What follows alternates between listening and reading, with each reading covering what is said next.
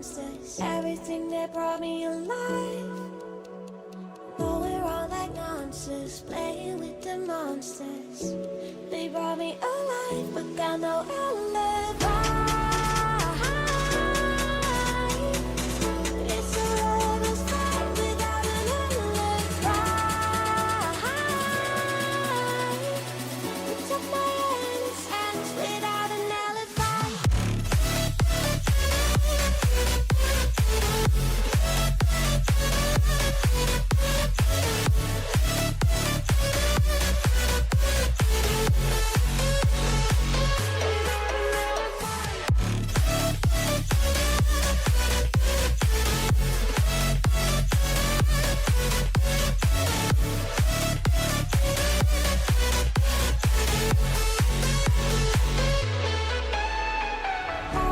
Smoking gun, you got me on the wrong lead. All that will come, we're all up till dawn. But how can I hide you without an alibi? It's a lover's fight without an alibi. Took my innocence. I can't wait no longer. I'm playing with the monsters. Everything that brought me alive. Oh, we're all like monsters, playing with the monsters. They brought me alive, but got no alibi. It's a lover's fight without an alibi. Took my innocence without an alibi.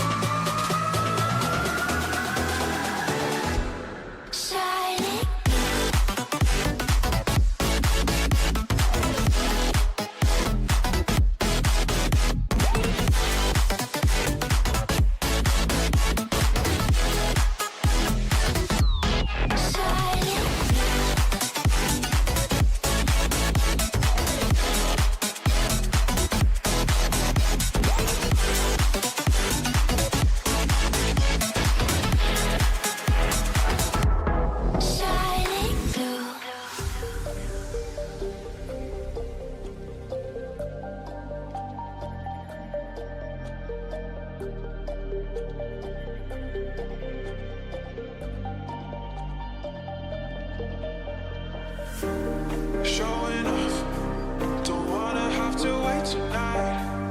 Wait tonight. Better off, I'm gonna find my way tonight. Wait tonight. Won't you talk to me? I wanna heal your sorrow. Won't you talk to me? We'll make a new tomorrow. Won't you talk to me? We'll make this happen.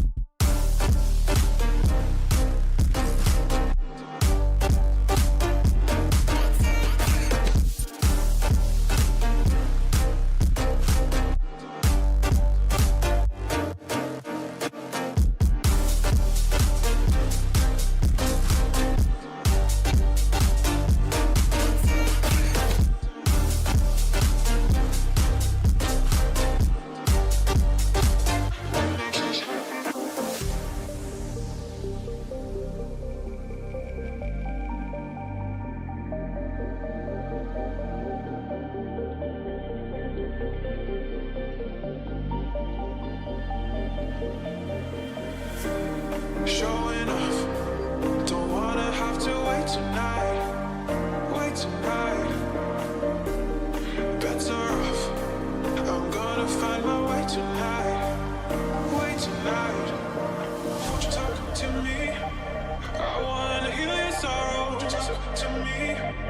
We'll make a new tomorrow. Won't you talk to me?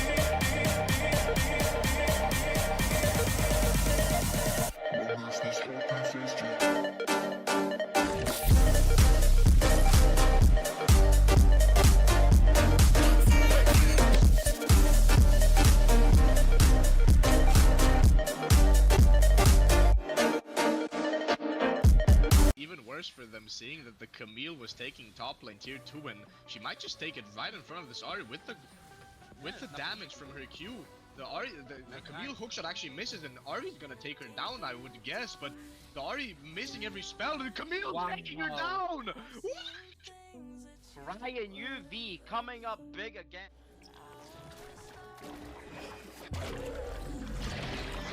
As he can. Magman has to flash ult or something. It's Sven's range. Going in onto the ADC. Big Renato ult hitting almost everyone. It's gonna be a wipe, as you would expect, but This could be still a good fight. oh my god, Orianna ult on 4 people, but it's not gonna be enough. The Ezreal gets hit by the Senna E. Has a slow now and so much attack speed. She's gonna be able to She's Q just the going. backline. Doesn't care. Going in with ult, but that's a 1v5. going in That might be a bit 1v5. overextended, but she just doesn't care at all. She knows she has the GA to wipe everyone, and that's just so much damage coming out from the Ezreal and the Irelia. And that's just a 5-man wipe immediately after getting the soul.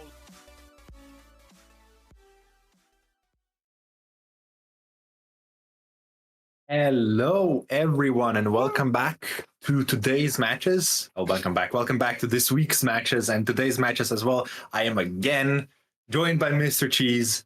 The pizza combo's back. Hello, man.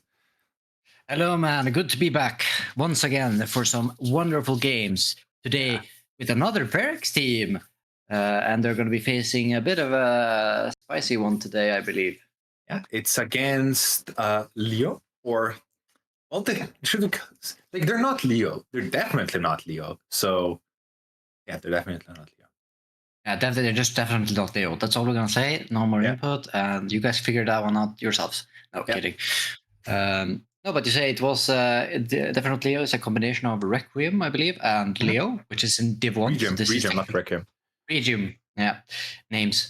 But yeah, thank you for correcting me there. But yeah, they're technically Leo's second tier team, then I would presume, here in Div 2. Yeah.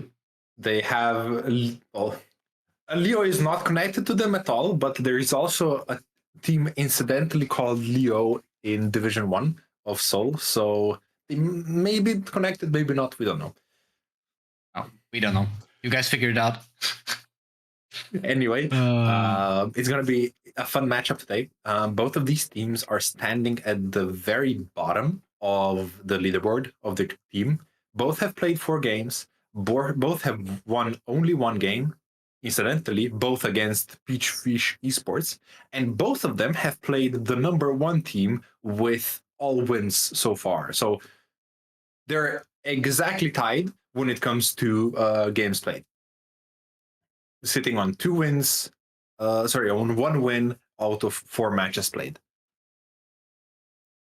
Yeah, I mean this can be a really like important game just for like eventual playoff race and like just can you stay alive in the season? Because I think especially Kai, they had a bit of a rough series last time around. Same with definitely not Leo as well. So if you lose one more here, especially against one of the bottom teams, your team morale is going to be kind of done.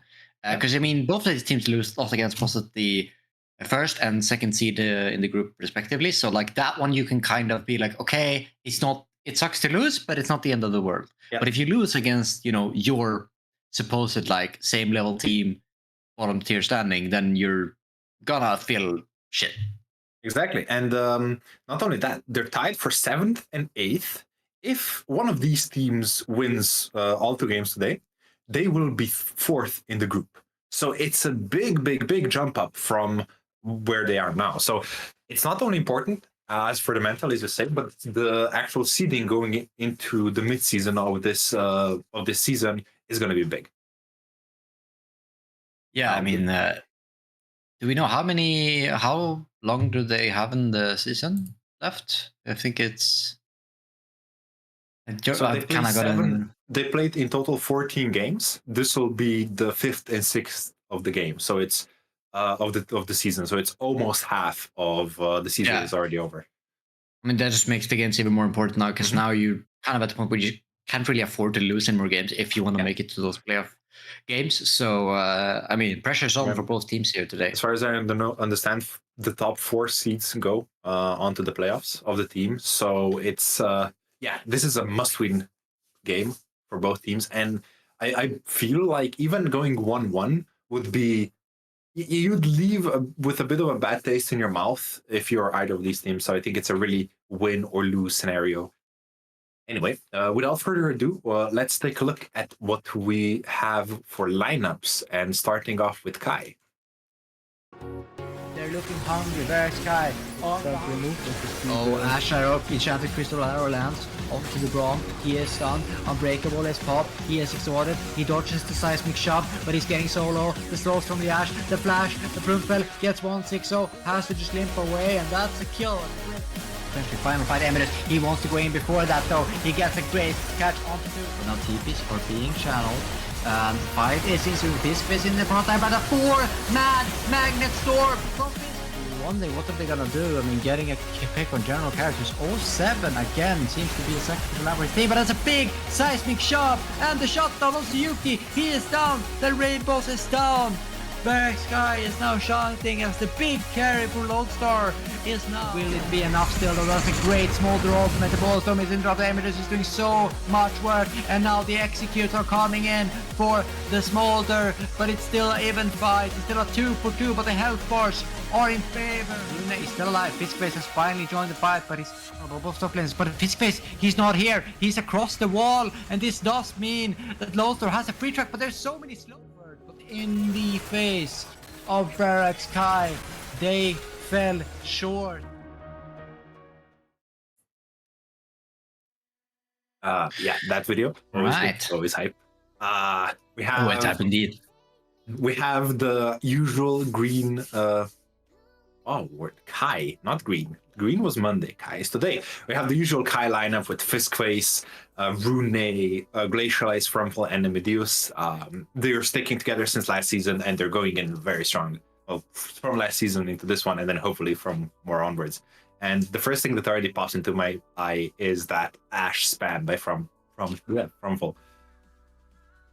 Yeah, Ash is always gonna be like one of those staple picks in the competitive, right? Where especially if you want to play some strong side tops that Rune and Fiskface, he really likes to do. He's used to be a Riven main. It's always a good champion to have if you need to play a bit more weak side bot and still be useful, right? But we will have to see what they end up going for, because whilst that's something that their champion pools definitely warrants, I know their birdie has told me that a certain Verax coach, Mr. Dudmeister, is now coming in and helping a bit extra with drafting. So I think we're going to see a new and revitalized Verax Kai here today. And all I'm going to say is that Kevin, Mr. Dumas, has a special style when it comes to draft that he really believes in, and I think he's got the team behind him. So we're gonna maybe see a bit of a different side to Kai today than we've seen previously. Well, don't say too much before the first game, though. No. You know, there might be some definitely not spies here. I'm kidding. No spy. I think people wouldn't do that. People don't ghost, right? That's just streamers complaining. It doesn't really happen. But regardless, we see again one thing to always point out, that Kane from Rune, he is a bit of a one trick when it comes to it. He knows how to play other champions, don't get me wrong, but still sometimes that Kane gets undervalued and gets through, and he just pops off, completely warping games around him.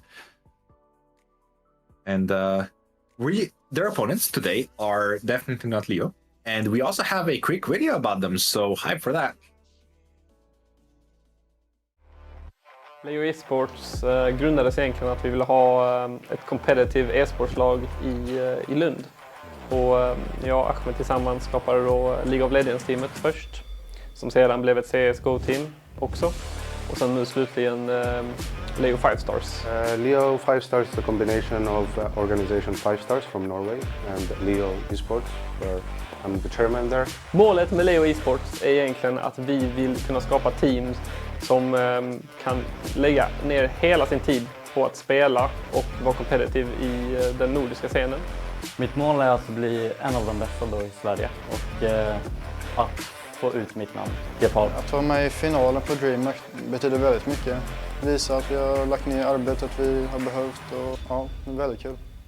Finalen betyder väldigt mycket för mig. It means a lot. I mean, winning the finals, which is what we're gonna do. Finalen för oss är allt.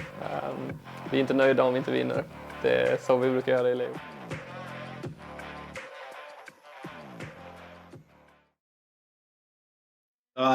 A bit of a cropping issue there from our side. Still, thank you guys for the video. To be fair, we have production screaming in my ear that he got like 5 minutes for it, but hey, a video is a video. To be fair, to not understand much, I'm not Swedish, but still, very nice to see. And they're going to be the opponents of Kai today, and coming in at the exact same spot from as Kai is in the group standings. Now, geez, anything special you see from these picks? I see a Nyla, which is always interesting. It's one of those sort of team and bot lane warping picks that kind of change the fundamentals of the lane, and as well as what type of team warp you want to run around it. So I'm really keeping my eye on that in draft, and it's really good into a lot of, especially like late game skills. Like Jinx is very popular right now, and if you can play something like Nyla into it, it can be very strong, but it's a unique playstyle that you have to practice, but it looks like Hufa has been playing it a bit Zorka, so he can probably pull it off. Yeah, and I believe both, together with Nyla, also this Kog'Maw has been picked in their games, in the past few games, which both of these champions kind of have to create a team composition around them to work. Because if you have just, a normal team composition with Nyla or Kog'Maw slapped onto it, it's going to be much less effective than a team composition actually practice with those AD carries and built around them, enabling their basically solo carry potential, right?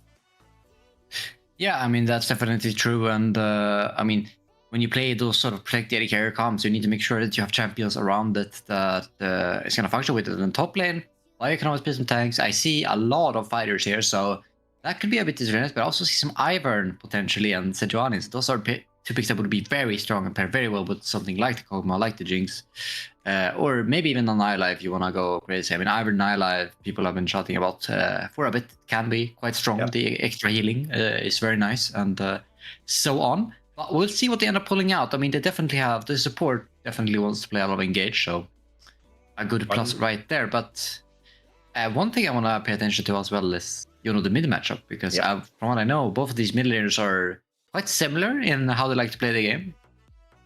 So they both, Glacializes, funnily enough, Glacialize, his name, he loves to play the Anivia, and so does Mewing here. And also, Mewing is kind of a Lux main, with who, it's a very similar style. And in Select as well. We're gonna have to see what they end up picking, if that Lux is gonna be Vision, but first respect ban Riven. This is against Fistface. It's his main champion. It's already taken off the board. Let's see if we get any other like comfort pick bans here. We get a Skarner. I mean, standard strong jungler. So Kai banding, kind of the more pro play stuff, and looks like definitely Leo is going for more of comfort pick bans so far. We'll see if this trend continues. How would you value this sort of strat? I wanna see Fistface on Mundo. He has sold me on it completely, and every time I cast Kai, I want this Mundo to be picked. And we see a Tristana ban. This Frumful has been spamming it in solo queue. It has risen in popularity with Fearless Draft. It always skirted in like this lower tier of AD carries, was mid, then not mid, then meh. It's rising in popularity now with all the hyper carries being picked up.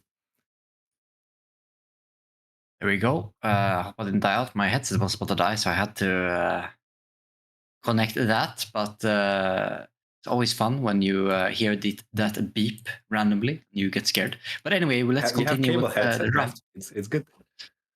Yeah, it's good. But we see Rumble and Tristana. So I don't know about the Tristana, but Prumpel doesn't really play that much. I know it's risen in popularity recently, but I'm not too sure about that. But I know Glacial has played in mid a bit. A lot. He does? Okay. Yeah. Oh, nice. I know Glacial has played a game or two also, so good flex pick. So I guess good counters. You Kane as well. So comfort pick continue being the strat for definitely Leo. Meanwhile, Rumble ban here definitely also a strong meta pick. So it looks like Kai, maybe this is Dudemeister's influence. He's banning a lot of good meta champions. But Ambessa, we saw that being played quite heavily by Ricken on the side of Leo. Rumble and Ambessa being banned out by Kai, maybe Kai, they want to play a bit more tanky towards the top side. And yeah, there's the Lux insta-lock by mewing. Yeah, so Lux being insta-lock introduced, it definitely tells, the enemy what you're going to go from bot lane, unless it's the mid-Lux. But, Caitlyn comes to mind instantly, and Nyla doesn't pair too really well with it. So I think it's Kai a mid lane. Relax. It's a mid lane. It's the mid lane Lux. Oh, sorry. Mewing is a Lux main. We talked about this 5 minutes ago. I mean, I thought you meant support. I didn't. Well, that's what I get for not listening, I suppose. But my bad. I want to see what Glacial Eyes picks into it. I believe all of his champions are good into it. He plays the Nivea, he plays the Aurelian Soul, as well as Ari is fine into it as well. So Glacial Eyes has many answers to it, but I want to see what mewing does on this comfort pick, and it's going to be Diana for Rune. I mean, the Yana is Diana. Oh, why am I saying Jana? Like, I'm totally out of it today. Sorry, but close enough. Diana is interesting. I mean, I assume it's a jungle pick for Rune, as you rightly said. And so we saw this Diana in another Verax team game. Yep. Did not do too well. So hopefully it goes better for this Verax team. But meanwhile, I love the Ivern. Ivern, yeah, we talked about this. I mean, this pairs quite well with the Nyla if the end when I end up going for it. But yeah, it's a really strong pit in the meta right now, and can be bullied a bit by Diana early, especially early game skirmishes. But Diana is not the best early game jungler, so maybe he gets around that. But Noir, very safe blind pick here coming out. It's not a blind pick. Jeez, are you okay today? Oh my god. There's Axante up already picked. But it's always blind. Noir is always the blind. Well, now it's now it's picked into not blind, so there you go. It's a good matchup. Well, that's why kind of an equal up there. Nar has moments when he's better, and then you have Xante with moments where he's better, and we see that Nivea Glacial Eyes living up to his namesake. Yeah, and this mid already pick, he gets sort of the free chose in this matchup. I don't know Lux and Nivea. It's a bit of an old school matchup, but I feel like Lux should win out. Just that has that slightly higher range, so still interesting. The Glacial ends up going for it, but still comfort is king. So Glacial Eyes. No, this is solo queue stats, so it is completely different than actual competitive play. I mean, group play. But Nivea is one of the better champions against Lux. I specifically checked this matchup against what Glacial Eyes likes to play, and both Anivia and Aurelian Soul are good into Lux according to Lolalytics. Oh, Shrooms hitting me with the stats there. That's why you're the color guy and I'm just the stupid guy with the mouth, especially today. But in any case, I shouldn't burn myself. Second Banfield, we see 80 carries being focused on both sides. I mean, makes a lot of sense, right? Yeah.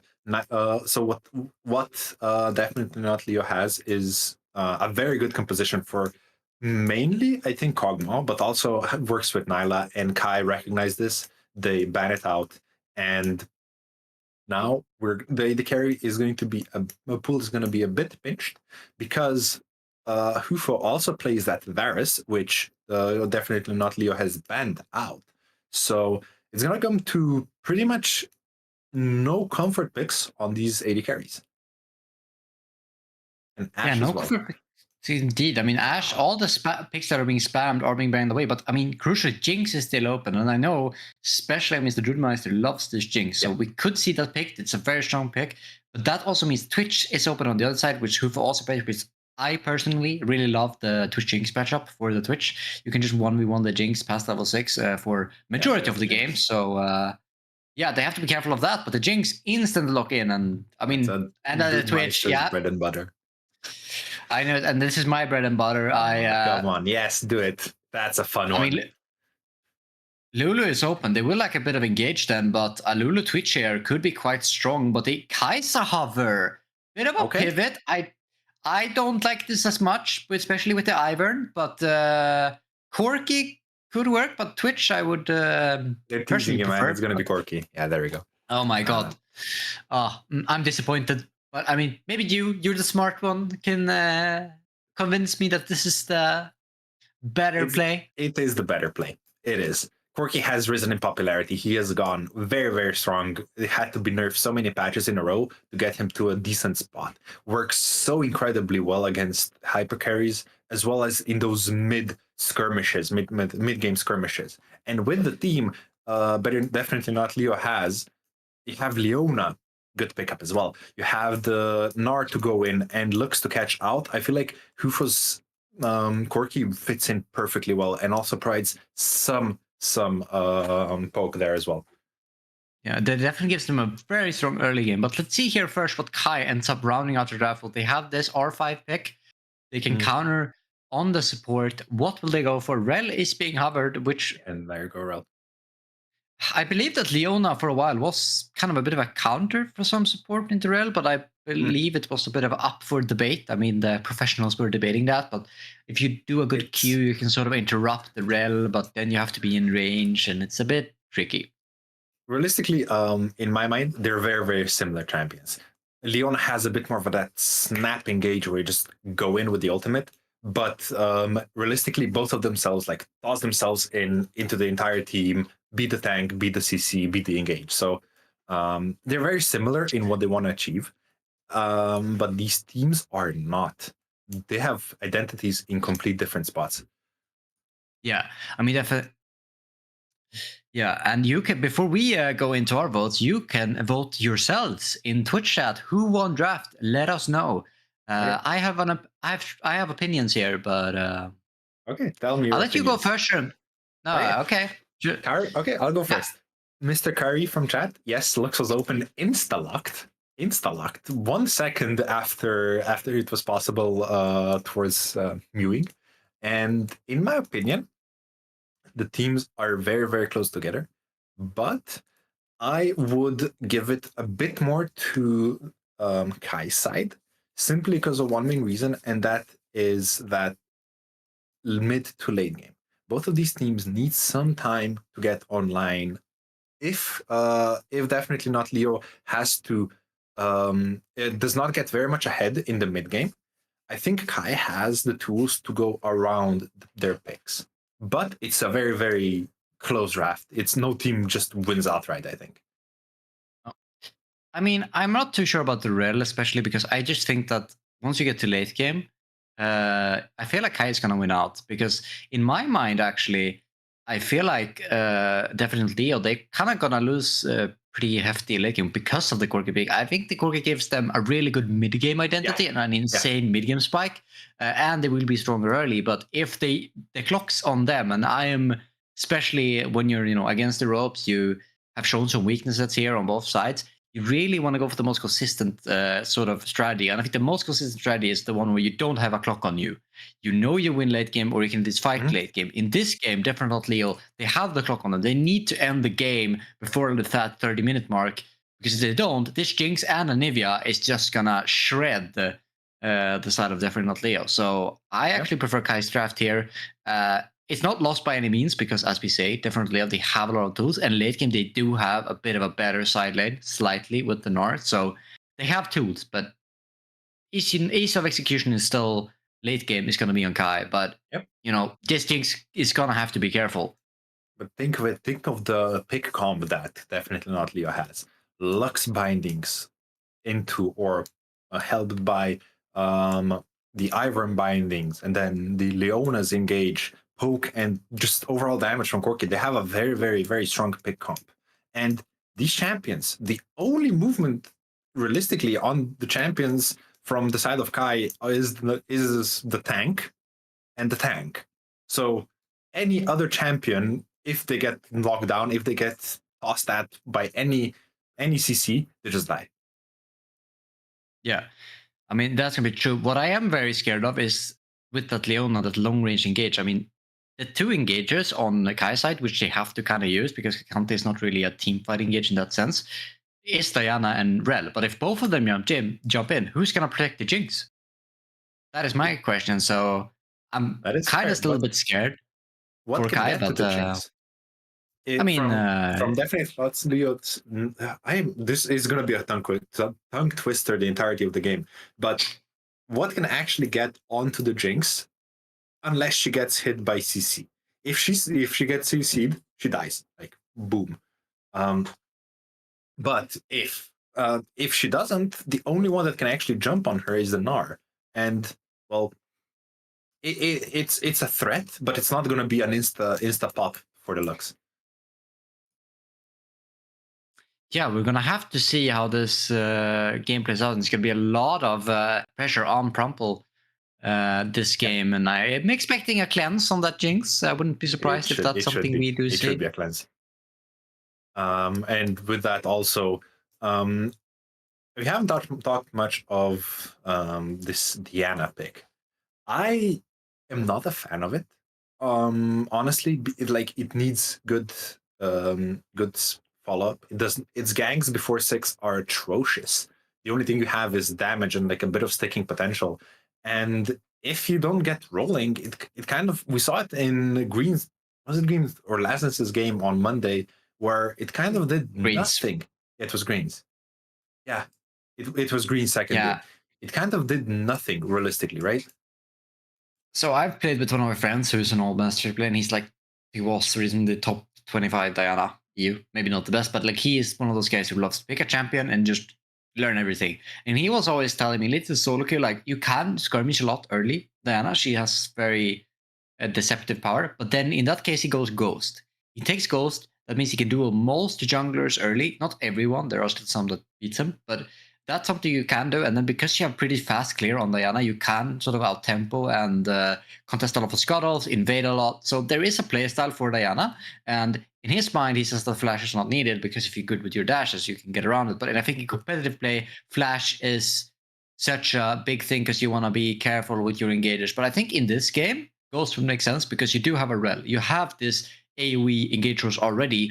So, and there's not too many like disengage tools on the side of Kai. So if this is a practice Diana player, I wouldn't be surprised if we saw like a Ghost or something instead of that Flash, because then you could actually contest a lot more. You could bully this Ivern even in the early game, but we'll see. We might just see a full clear, both junglers, and protect those bot lanes. Definitely there is where I'm expecting the focus. Yeah, I'm just looking through pro player picks for the season, and it's so much harder now with the Fearless draft, with the champs not being played more than once.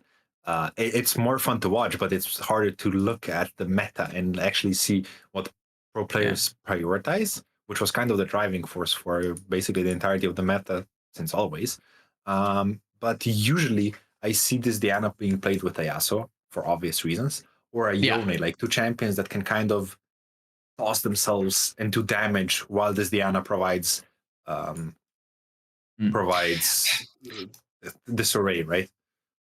I mean, I'm not sure about the Diana. Like, I think it's risen popularity in Fearless mainly because of other options being lacking. Like, it's the main meta once junglers get either picked one game or banned, so they can't be picked anymore.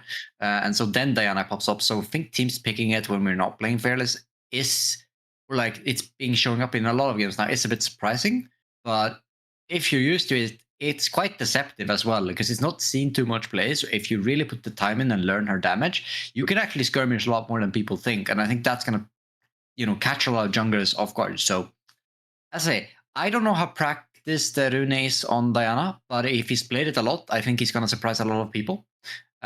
In this game, we see his other when he gets some comfort picks like the Kane, he really takes over games. And if he has put the time in on the Diana, I don't know if we can check. I don't know if it's all like you how much of it is played, but I definitely think Diana is a pick that, unless you're playing Fearless, should only be picked if it's something you really practice. If you don't practice enough, I think there's so many better junglers still available that you could use. But as I said, if you practice on it, then it's a totally different story.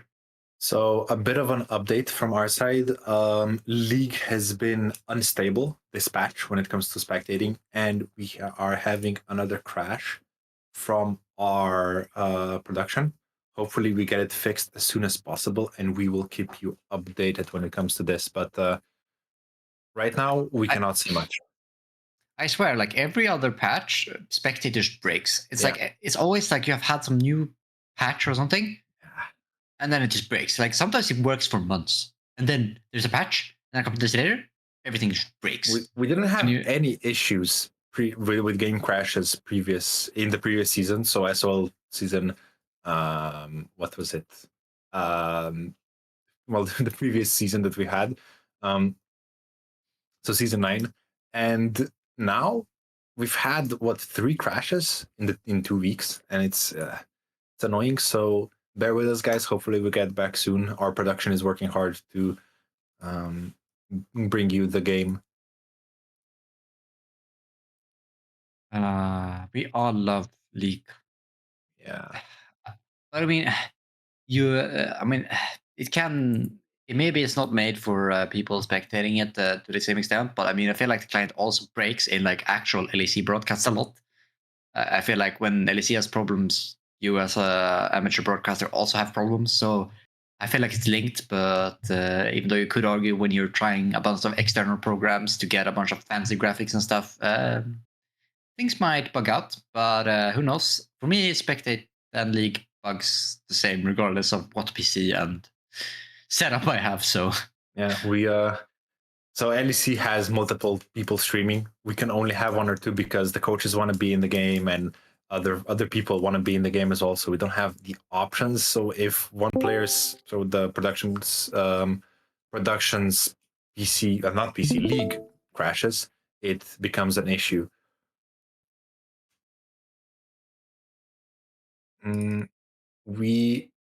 So we might have some fix. It's gonna be a second. Give it a moment, but we will be back. We will be bringing you the game.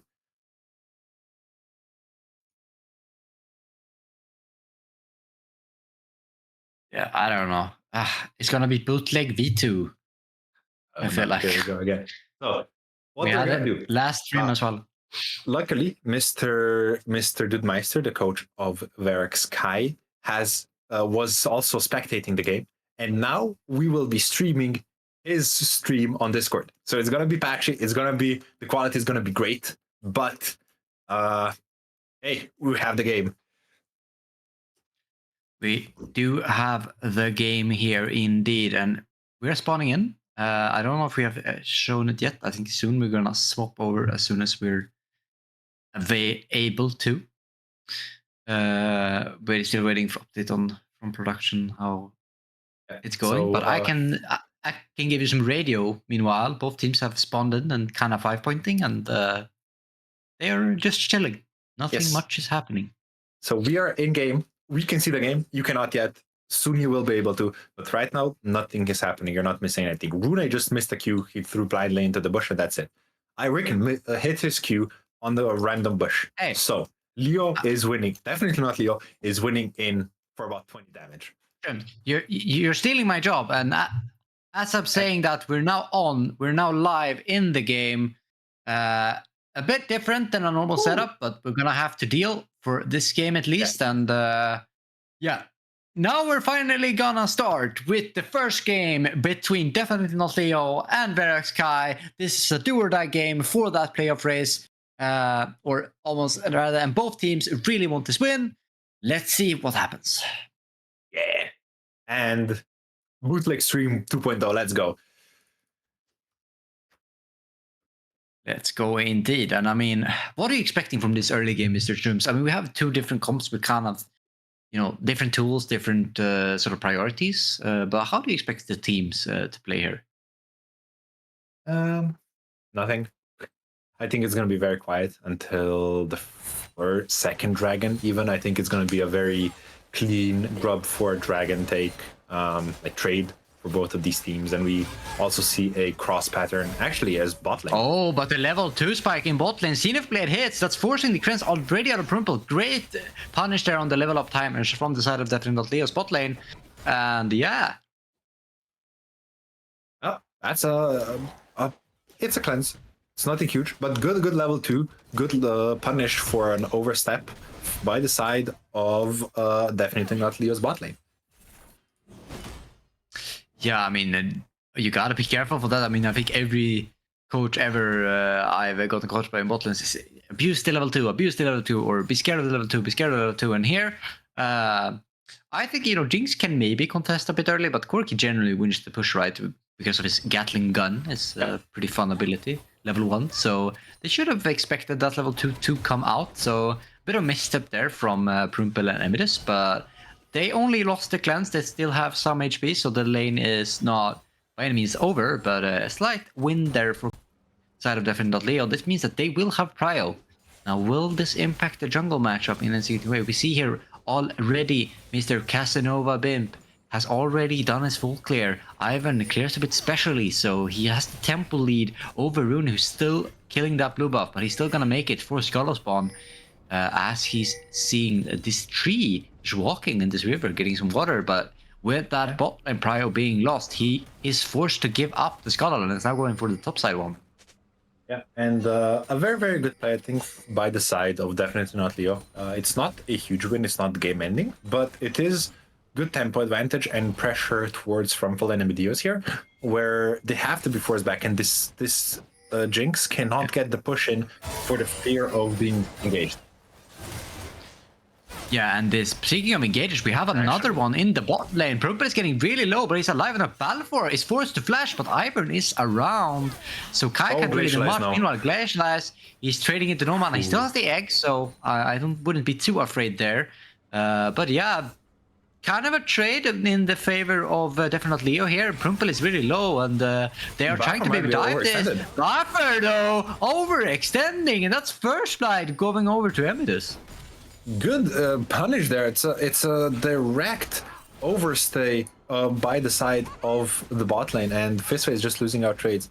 So, Forceland and everyone else in the chat, our productions, League of Legends, so Spectator crashed, and oh wait, no, are we new Spectator? Oh.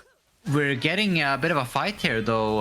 Rune ends up getting a kill on the top side. Great punish there from the side of Verax Kai's jungler, and they're kind of slowly building a lead for themselves here. But meanwhile, Definitely is looking to answer in a minute. Balfour, Zenith Blade, he's holding it. Glacialize, flash. No. He follows him, but he still has egg. Remember, and that's why they didn't play. He used the flash to make the Leona follow. That's been in the game since, I believe, like beginning of league, but it's still always nice to see it pulled off. And Glacialize, with an amazing play, ends up with a kill. And production, just telling you, the side panels are not on because of the league director crashing, and there's more fighting in the bot lane. Action. We can't even talk about it to our production because that's another kill on Verax Kai, and Verax Kai, they're just all of a sudden getting kills all across the map. They look so revitalized. This is a totally different team from what we saw in their last game.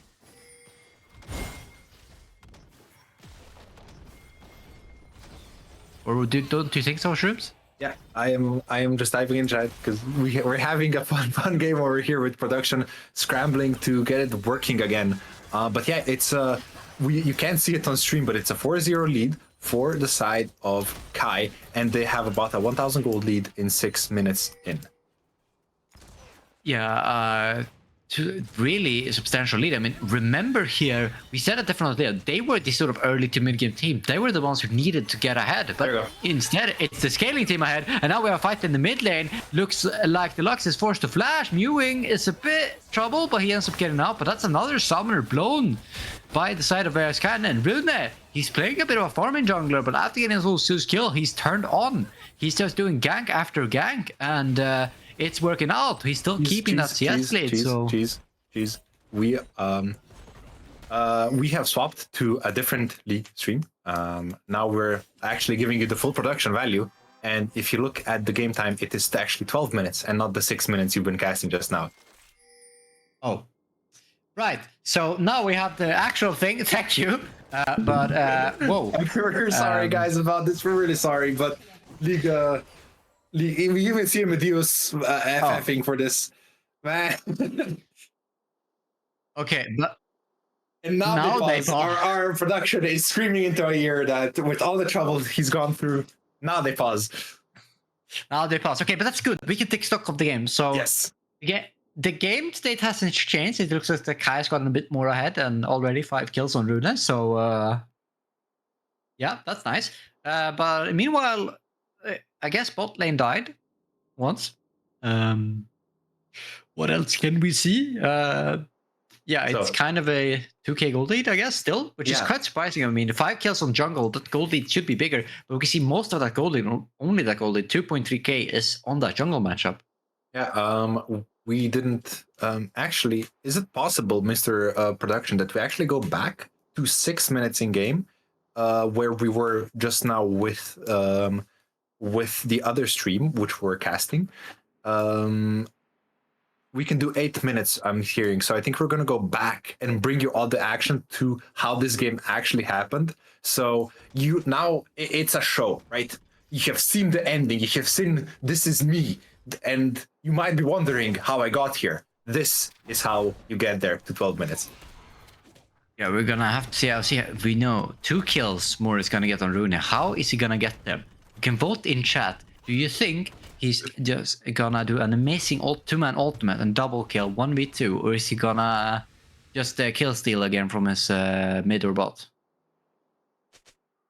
I vote for a kill steal. Yeah. Same. We don't see any projectiles. Oh my god, what is happening? Oh, we don't. Oh. This is fun. I mean, this is why League. What the fuck, League? Why are you doing this to us? It's like trying to do anything like interesting with the spectator tool always is interesting, but not for the reason that I want it to be. But yeah, I don't know what to do about this. This is fun, but this is not my job today. I think my production is.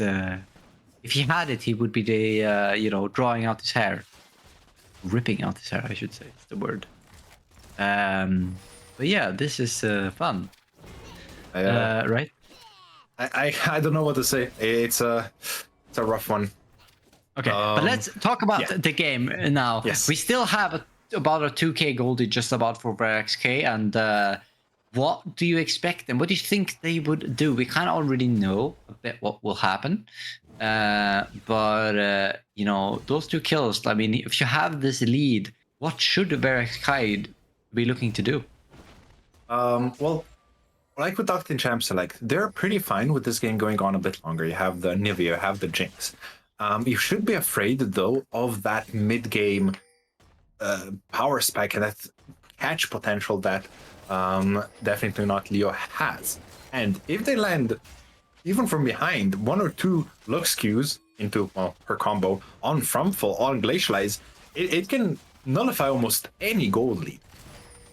Yeah, but now I think we're gonna see what happened with that jungle kills, because there's an invade going on, and that's already a kill from Rune. And now we see it's Glacialize and Rune using their mid lane tempo to just destroy the side of definitely not Leo. And that was an innovate. That was an aggressive, proactive play from Rune. He's really taking over this game. He's putting his team on his back and he's saying, I've got the lead, guys. I am going to carry us over the finish line. And as we're approaching those 12 minutes already, we'll see if the game is gonna be still paused in 1 minute. But before that, I mean, they even get the grubs here. I mean, this is really, really good for Verax Kai. Oh, we just fixed projectile. Nice. I really wonder what the error is there. We gotta... So we have projectiles back, finally. And from what we saw up on the top side jungle, it was a very, very good invade by Rune, picking up 2 kills, getting to that 5-0 spot, as well as Fiskface 1v1ing, I reckon, in the top side. So getting himself a lead as well, and all 6 grubs for the side of Kai. And they're in a very, very, very good position coming into this pause. Yeah, I mean, they're super strong. I don't know what else you can ask for. I mean, you're playing late game, you're winning late game, and you're... Hello? Hello? She's back. Am I? No, I thought... Oh, fuck, I was talking. I don't know what happened. I'm not dead, I am alive. Yes, you're back. It's all good.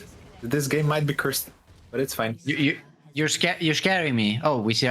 See, I'm not the only one they're seeing. Look. Yeah, like we tactically skipped Amadeus' pause with all the issues that we've been having. Great. No, but I guess we take stock of this game. I mean, we know kind of that Verax Kai is in a very good spot right now as this dragon is by to spawn. But if you're definitely not Leo, I mean, how do you look to get back into this game? Fix. Lux is getting that one item. You have Hufo's Power Spike as well. And I think now, even though you're behind overall, the only one you actually have to worry about is Rune. The rest of the team is pretty close and equal, as actually Mr. Production, why are we looking at the Nivea? Why not the fight at the top? There we go. There we go. Thank you. Finally.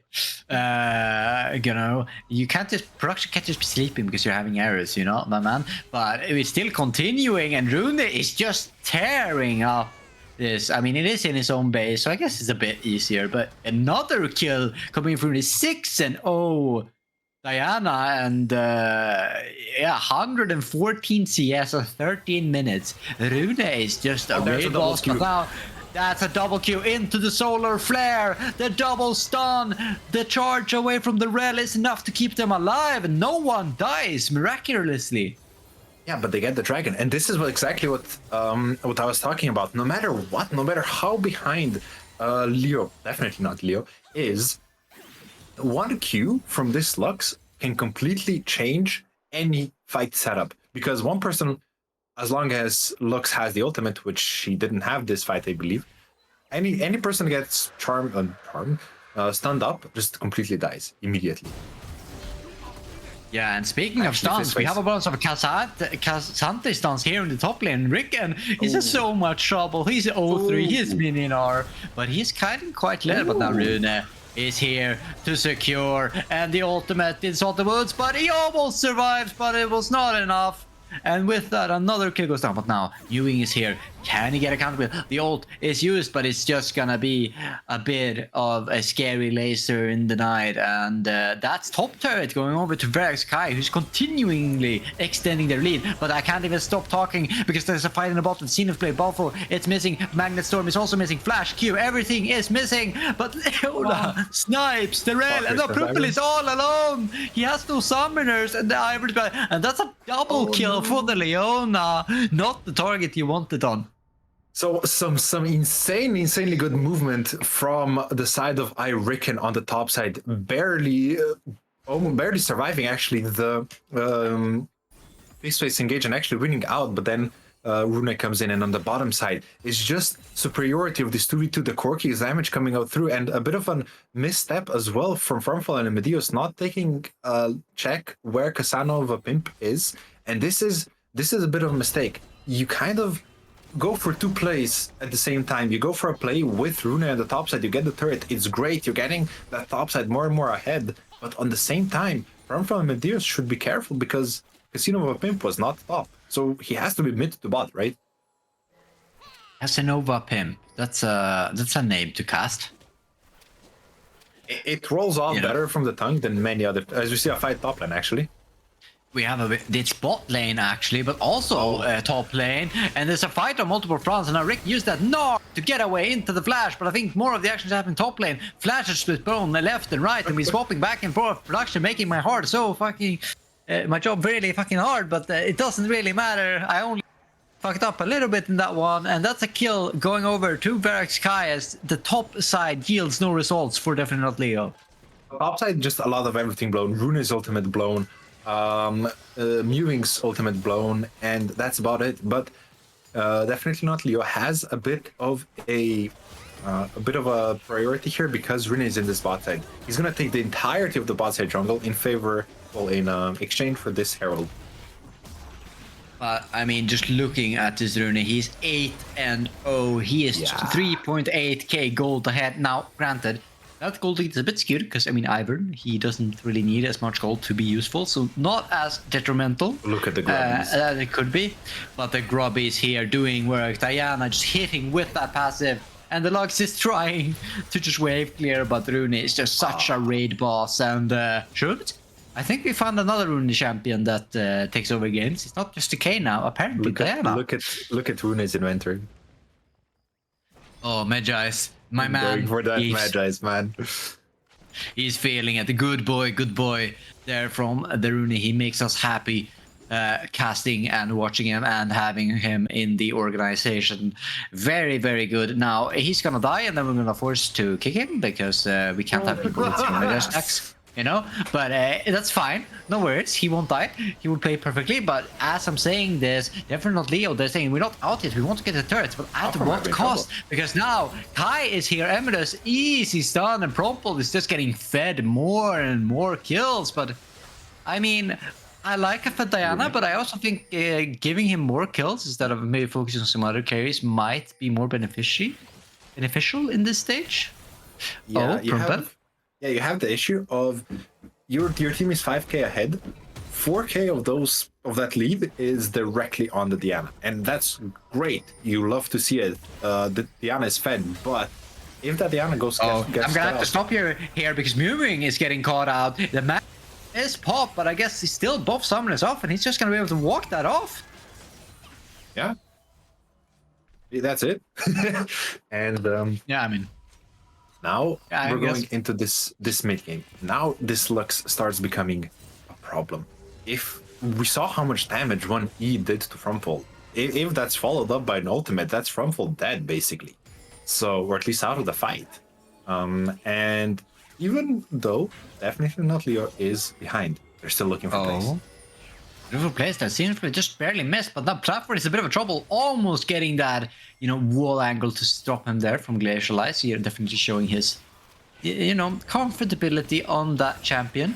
But now both teams are kind of contesting a river, but it looks like Kai is pulling the trigger, and Casanova Pimp isn't pimping anyone. He's just dead, but Solar Flare is good on to this Anita, but the egg will buy some time. Meanwhile, Propol is free hitting. Diana is here, Rune is doing so much damage. It looks like definitely Leo, they're so split, they don't know what to do in this fight. Meanwhile, Casante is just wrecking Rickon. He gnaws away, but look at the rest of Leo. They don't want to fight. They're just standing, letting one teammate die by another. And it's a split fight, but it's going in the favor of Verax Kai. Great fight from the side of Kai. And as you see in the replay, already Frumfall and Glacial Ice were out of it. If Frumfall did not have that cleanse, he's dead there. Glacial Ice went into his passive, but that's the engage. That's it. That's all the damage that definitely not Leo has. And they just get run down. Fiskface basically solo fighting 3 people at the top side and then is joined by the rest of the team. And that's a clean 3-0 from the side of Kai. I mean, they're very clean, and this is night and day from the Kai that we saw before. I mean, we have seen in previous season as well that when Rune gets going, as there is a bit of an action and some flashes blown in the mid lane, he really can take over a game, and Kai really knows how to follow up on this. But they are gonna still have to be careful, as you said. I mean, one Lux binding and these carries are gonna have to be in trouble. But I mean, Rune, he's not a squishy champion, so Look at I wonder if it's enough. Look at the meta stacks. Oh, it's 25. 25 stacks on Rune's magic. And production, can we click on Rune? I just want to see his AP right now with 3 items in 20 minutes. It's going to be 318 with a lot of attack speed. This Diana is strong. 4 levels on Casanova Pimp. Yeah, and this just shows, he's been not only taking kills, but he's farming extremely well, almost having perfect TS on a jungler and 11 kills. I mean, Rune is just putting on a masterclass almost on how to play Diana in this type of game, and he's looking to non-stop. He's already starting this Atakan on the top side, and it looks like no one's gonna be able to respond except for maybe Risk and Can getting a bot turret, but no, Fiskface stopping it with the TP, and this is just, he's soloing it. He's soloing. That's how far ahead he is. He's soloed Atakan on Diana, and if that doesn't tell you how this game is going, maybe this kill from Fiskface will. Oh my, I reckon you have the moves, man. You dodging so many Qs, but the slow coming in from Fiskface kind of just guarantees the Q hits. And yeah, as you said, Rune solo killed Atakan. It is the flower one, so it's a permanent buff, as well as a lot of those flowers for the XP. And honestly, it's ballsy from Kai teleporting Fiskface to the bottom while they were doing an objective, but realistically, definitely not. Leo did not have anything to follow up, because Rune was soloing it. I'm still just flabbergasted that Rune was just soloing Atakan. It's like one of the toughest bosses in the game right now. It's stretch resistance and all that. I mean, oh no, as I said that we haven't engaged, we have double stun coming in onto Glacier, and no more egg, he's dying, but Trumpet is free hitting into that Diana, and it's glorious for Verax Kai as they give their enemy just a slight sliver of hope just to take it away instantly. Kai, what a sadist team you are, as we're getting a replay of the fight. Glacialize is nothing but bait. He does not care about his life. Kai does not care about his life. He gets taken out, but look at that glorious engage from Diaz into Frumfel's AoE, into Rune's AoE. It's a wombo combo, and 3 people die immediately, and Casanova Pimp gets chased down for 4 kills for naught in this fight, and a good push coming into this mid lane. A really good push, and it looks like now it just feels like it's just about time before Verax Kai is gonna end this game. They might want to. They have 6 grubs. It's still 20 seconds. Ricken though, he clears a lot, but the grubbies, are they enough? The turret has got the resistance. It's enough with the Jinx, and game 1 is swiftly ended off the back of Rune, and Verax Kai pick up game 1 in this series. Now, gotta say, Rune got fed there. It's definitely, but Kai played it so well. They won all the fights. They were in control all the time. The only kind of hiccup that they had was the double Q from the side of Mewing, but the egg nullifies it, and also Frumfel's cleanse nullifies it, and then they just won the fight. If those 2 things were not up, that was 2 carries dead in the mid game, and really, I think Leo could have started their, not really comeback, but started to get control of the game. I mean, just a great game and a much needed game. I mean, we still have another one, so Leo, they can definitely bounce back. But I mean, considering how the last game of Kai went, I know from kind of comms and internals that they were quite depressed. But I mean, getting this type of a stomp in a game is just this is so important. A statement game from them coming into this very important matchup between, well, soon to be no longer the bottom 2 teams, because Kai has already risen with this win to middle of the pack of their group. So they started off as bottom teams, but now it can really bounce you up in this lower sort of area of the bracket where it's very close. And with that, we had some issues with production early game, with leak crash and everything. We bounced that. Thank you, production, for everything you've done. This was a very, very quick fix. And with that, game 1 is over. We'll be back in a few minutes' time. We're going to rest our voices, get some water, and see you in a few minutes. See ya.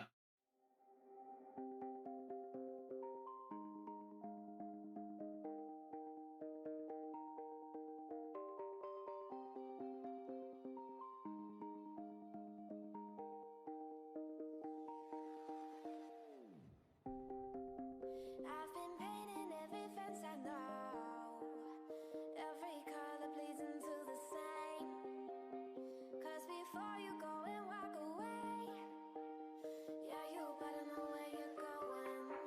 Hey, yeah, you're a wanderer just like me. Hey, yeah, you better know where you're going.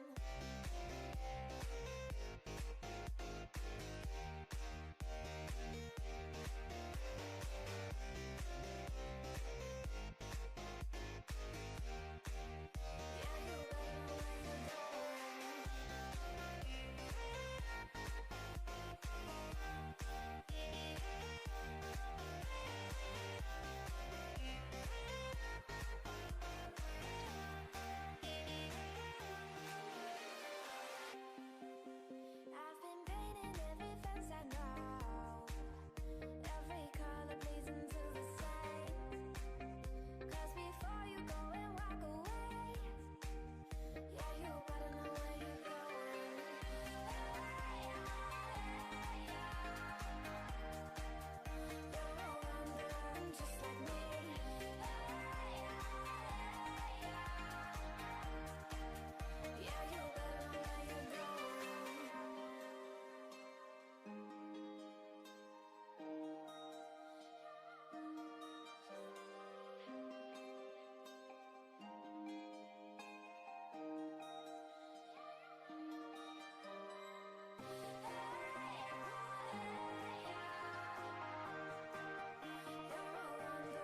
Just like me.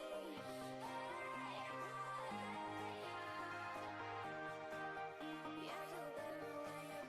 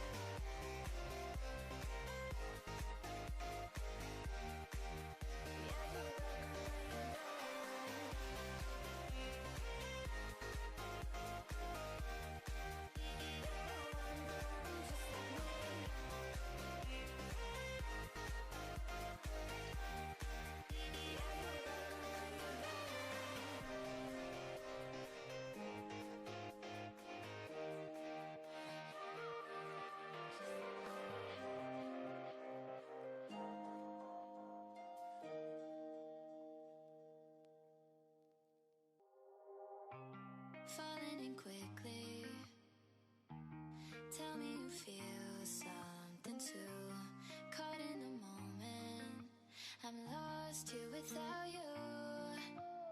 Tangled up in your web, holding on to every word you said. I'm ready, you know, I'm open to show. Would you say the same? We're falling from outer space. We're moving like a full-paced supernova. Even worse for them seeing that the Camille was taking top lane tier 2 and she might just take it right in front of this Ahri with the damage from her Q. The Camille hookshot actually misses and Ahri's gonna take her down, I would guess, but the Ahri missing every spell and Camille taking her down! What? Ryan UV coming up big again. Yes, he can. Magma has to flash ult or something. It's Sven's might Going in onto the ADC. Big Renato ult hitting almost everyone. It's gonna be a wipe, as you would expect, but this could be still a good fight. Oh my god, Orianna ult on 4 people, but it's not gonna be enough. The Ezreal gets hit by the Senna. He has a slow now and so much attack speed. She's gonna be able to keep going. He doesn't care. Going in with ult. But that's a 1v5. Going That in might be a bit 1v5. overextended, but she just doesn't care at all. She knows she has the GA to wipe everyone, and that's just so much damage coming out from the Ezreal and the Irelia. And that's just a 5-man wipe immediately after getting the soul. We're back with game 2 soon on the way. And first things first, player of the game. Who do you think won it, Cheese? I mean, is there even a competition at this point? I mean, there was a 25 mid-range Sex Diana. Need I see more? And chat, you can vote for your player of the game as well. I would also give it to Rune. Not saying that the members didn't play well. They all did their jobs in the game. But Rune just... Oh, they were trash. It was Rune all the way. He carried them. There's only one option. No, I think Rune really ran away with the game. 25 meta stacks, as you said. He was where he needed to be. The ganks worked. The plays worked. The invades worked. The ultimates in the later stages of the game worked. It felt clean. And yeah, I gotta give it to him. Yeah, I mean, it was clean. There's not much more else to say. I mean, can't really debate. Sure, mistakes happens. Maybe you can get caught one time less, but at the end of the day, it didn't really matter. He finished with 25 meta stacks. You don't get to see that often. Yeah, I was talking more about Kai, but yeah, Rune played exquisitely. But yeah, I mean, this is, as I said during the game, great showing from Kai. I mean, they looked revitalized. They looked ready to rumble. And now I guess the question comes back to definitely not Leo. How do they respond? It's a tough one. I don't think the issue was champions when it comes to at least Rune. The issue was how Rune got ahead as much as he did. And I think this is a very, very different game if simply he wasn't as strong, right? Because we saw some good fights. We saw a few good catches coming in from Mewing on the Lux, right? So if they were in maybe a different position with a bit less of a deficit, the game's turned around. Yeah. So you're saying maybe the bans isn't necessarily the problem. You know, this Diana specifically, the champion, is not what got Kai ahead. It's more of the play, right? And that could definitely be the case. But from what I know, at least playing both, tournaments and solo queue, if you get stomped by like a 12-0 Diana, you're banning Diana in the game. Even though there's such a low chance that you're gonna see it, you're banning that shit. Nah. You're like, it's like post-traumatic stress. You just go, nope. Or when you get destroyed by a good Morgana, and just like, no, I'm not fucking making coffee in mid game because I'm stunned up for 25 minutes. No. Or like the one time I don't ban Gwen, and then people pick Gwen, and I'm just like playing Twitch, and he presses W, and I'm sad, and I'm just going, why, Riot? Yeah, but I think I liked Leo's draft. I don't think it was the issue. Like I said, the issue was just the circumstance of the game with Rune just getting so far ahead.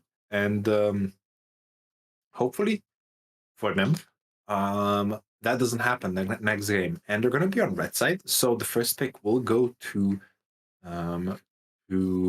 Kai, but that counter pick will be strong. Now, honestly, the only counter pick, in the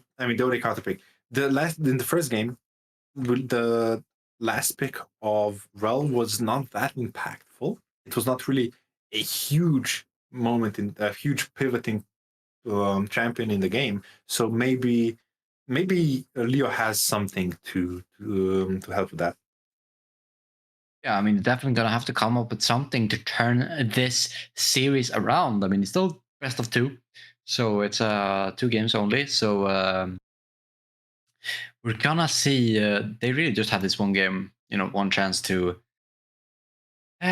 make a different mark. They are now facing bottom of the standings, and if they lose again, they will definitely be classified as the weakest team in their group. But if they get a 1 win, especially against Akai, who looked very good in game 1, they're going to make a statement that we're not out of it yet. So I think this game, disregarding standings, is just super important for them as a team, and just how they're going to continue forward.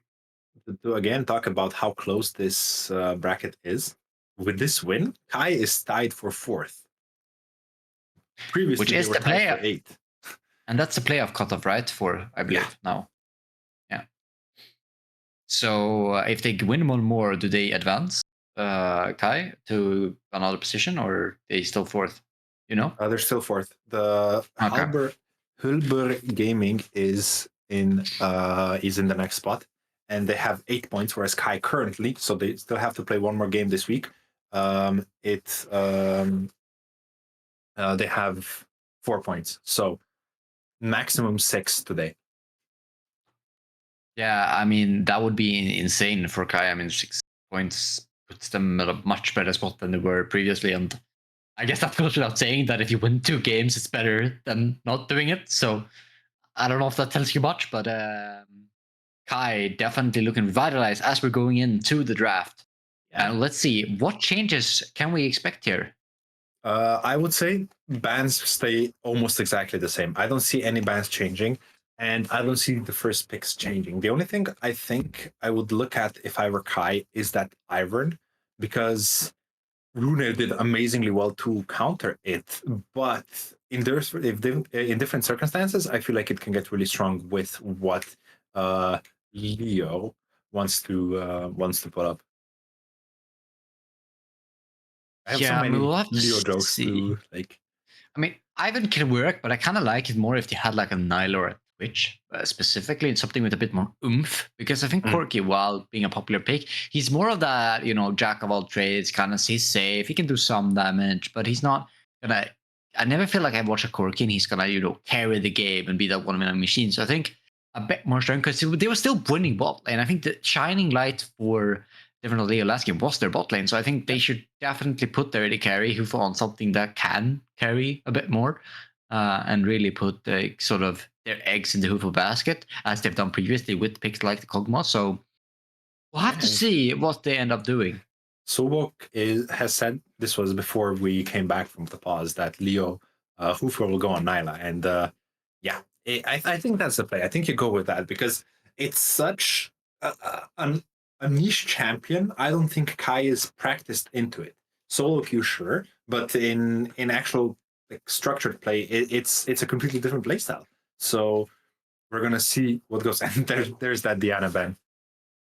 Yeah, I mean, it's that, I want to not say PTSD, but like that, recency bias where you just like, we just stop by. Let's just ban it. We want a fresh slate. I mean, it definitely is a good way to reset mental where you're just like, the pro of blaming just one thing or one champion is that if you can ban that champion, the reason for why I lost, can just be for not ban. And Nivea, that's interesting. That means that Riven is open. So they could, face.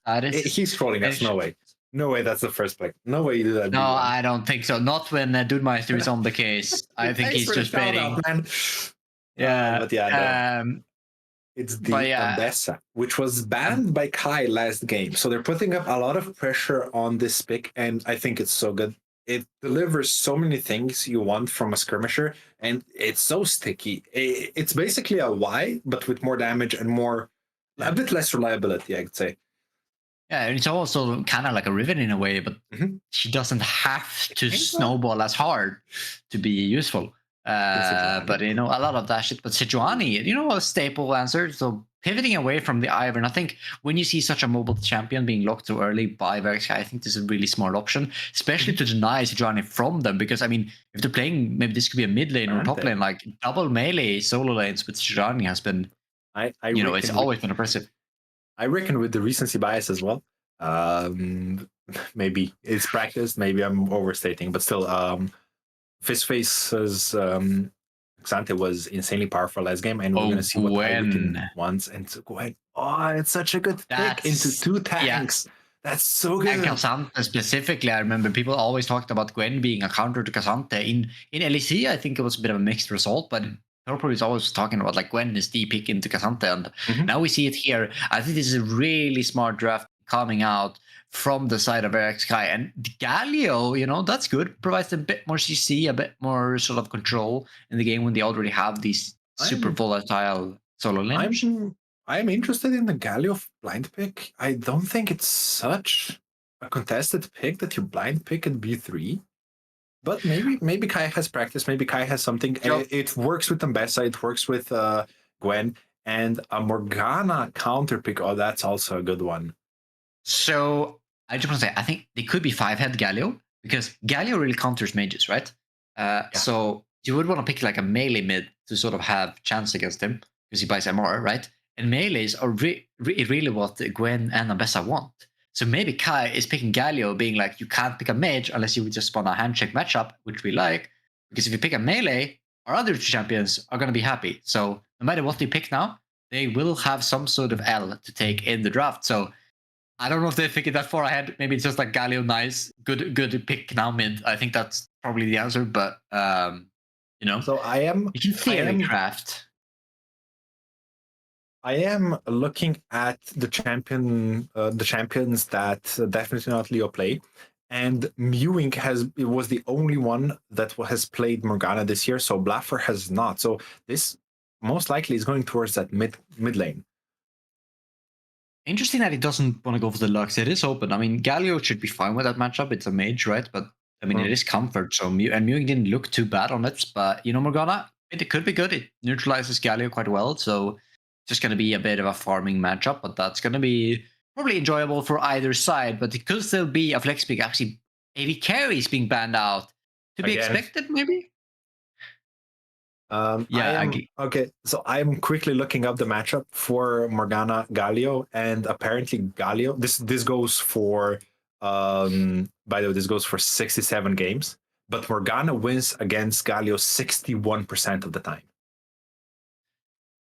Okay, it's a bit of a counter, maybe unknown counter pick there coming out from the side of This Mewing. is 70 games, so it's not a big sample size. But yeah, it's definitely a counter. No, but Mewing knows. He knows his counters. And Saya being locked in, that's really surprising, at least to me. I don't know what you think, man. Although it's good. It can deny Fisk Face, it can deny Glacialize, and it can deny Rune a bit as well. So I don't think it's very bad necessarily. It's pretty good, and Xayah has always historically been good. The ultimate is one of the best ultimates for ADCs, period. So why not? And the Sivir counter pick for Fromful. Counter pick.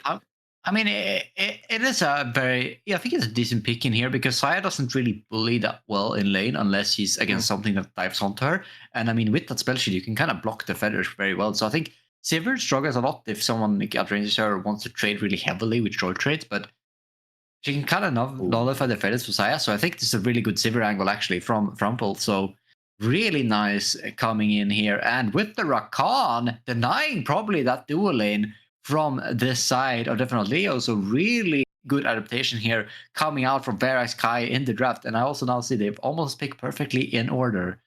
Yeah, as that's I was Gwen just thinking about it.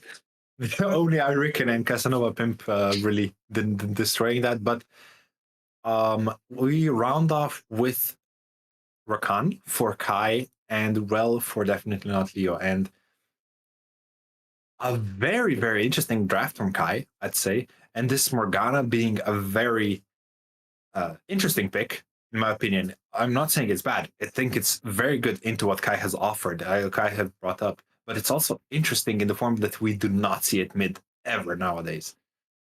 No, I mean, it's going to be very interesting. And I just want to say, Rune, one of the first games they played for us, Verax Kai, last season, one of the first games I casted them, Rune played Gwen Jungle. It was one of his favorite champions to play because he was like, Gwen Jungle is OP, and he stomped on it.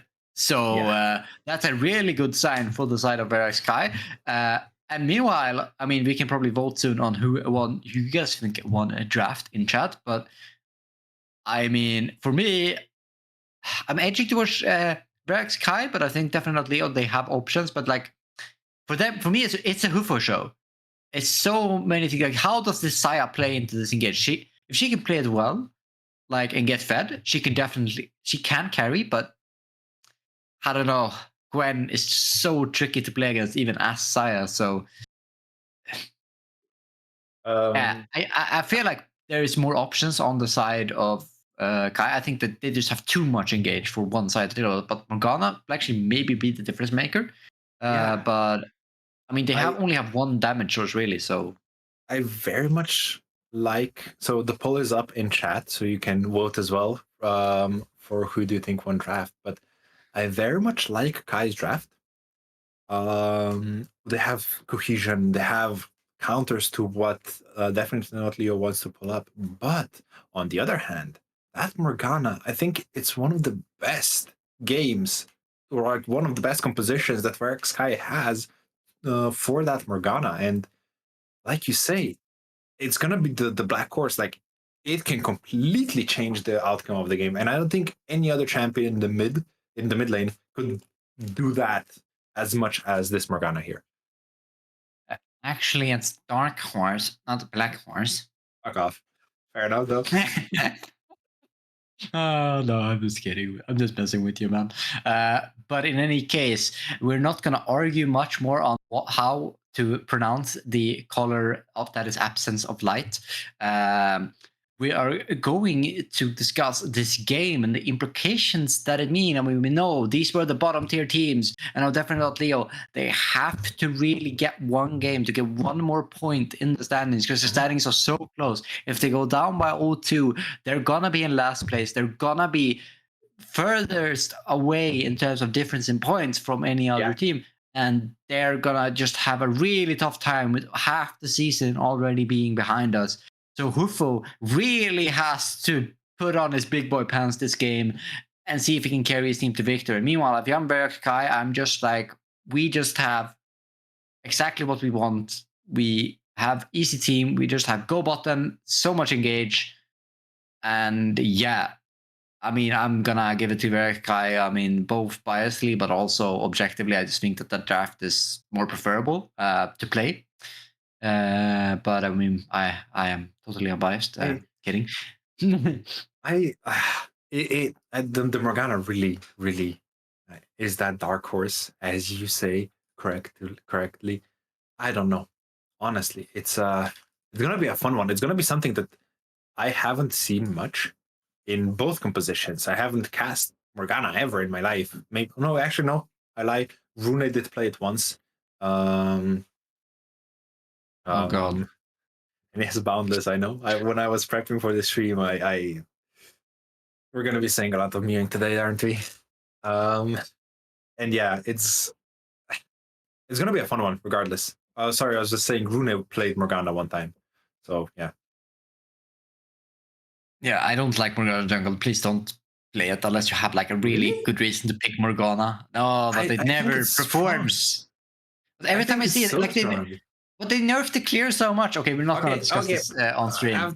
Sure, after the clear nerfs, where she's basically almost impossible to jungle. But before then, I think it was so strong. Like, you got so much control out of it. And back when Scuttles have that shield, you just queue them with the Morgana and just insta-give them. My man, if we're talking when champ were strong, every champ was strong because everything has been nerfed or OP at one point. We're talking current status, not like... Okay, but never mind. We don't have a Morgana jungle. We should not get into this, and I'm going to stop myself before you really trigger my buttons, and I'm going to go on a rant on why I think... It still has 50% win rate. It's not that bad. So look, yeah. No. I don't like it. It's bad. And as we're loading up into the game, we have, like Jacob has pointed out, Kai, if they win, they solidify their spot in the upper side of the bracket, solidify their 4th place for now in mid-season of SOL. If definitely not Leo wins this, they tie again with Kai and share that 4th spot. But if they lose, it's a hard rest of the season. You're really going from the back foot. It's not impossible to get through, but it gets hard. Yeah, I mean, it's not impossible, as you say, but I'm just worrying more from a mental perspective. Most teams can't really handle, this type of a loss when you're already down so much. It's going to feel very insurmountable, especially if game 2 goes the way game 1 went, where you get kind of stomped.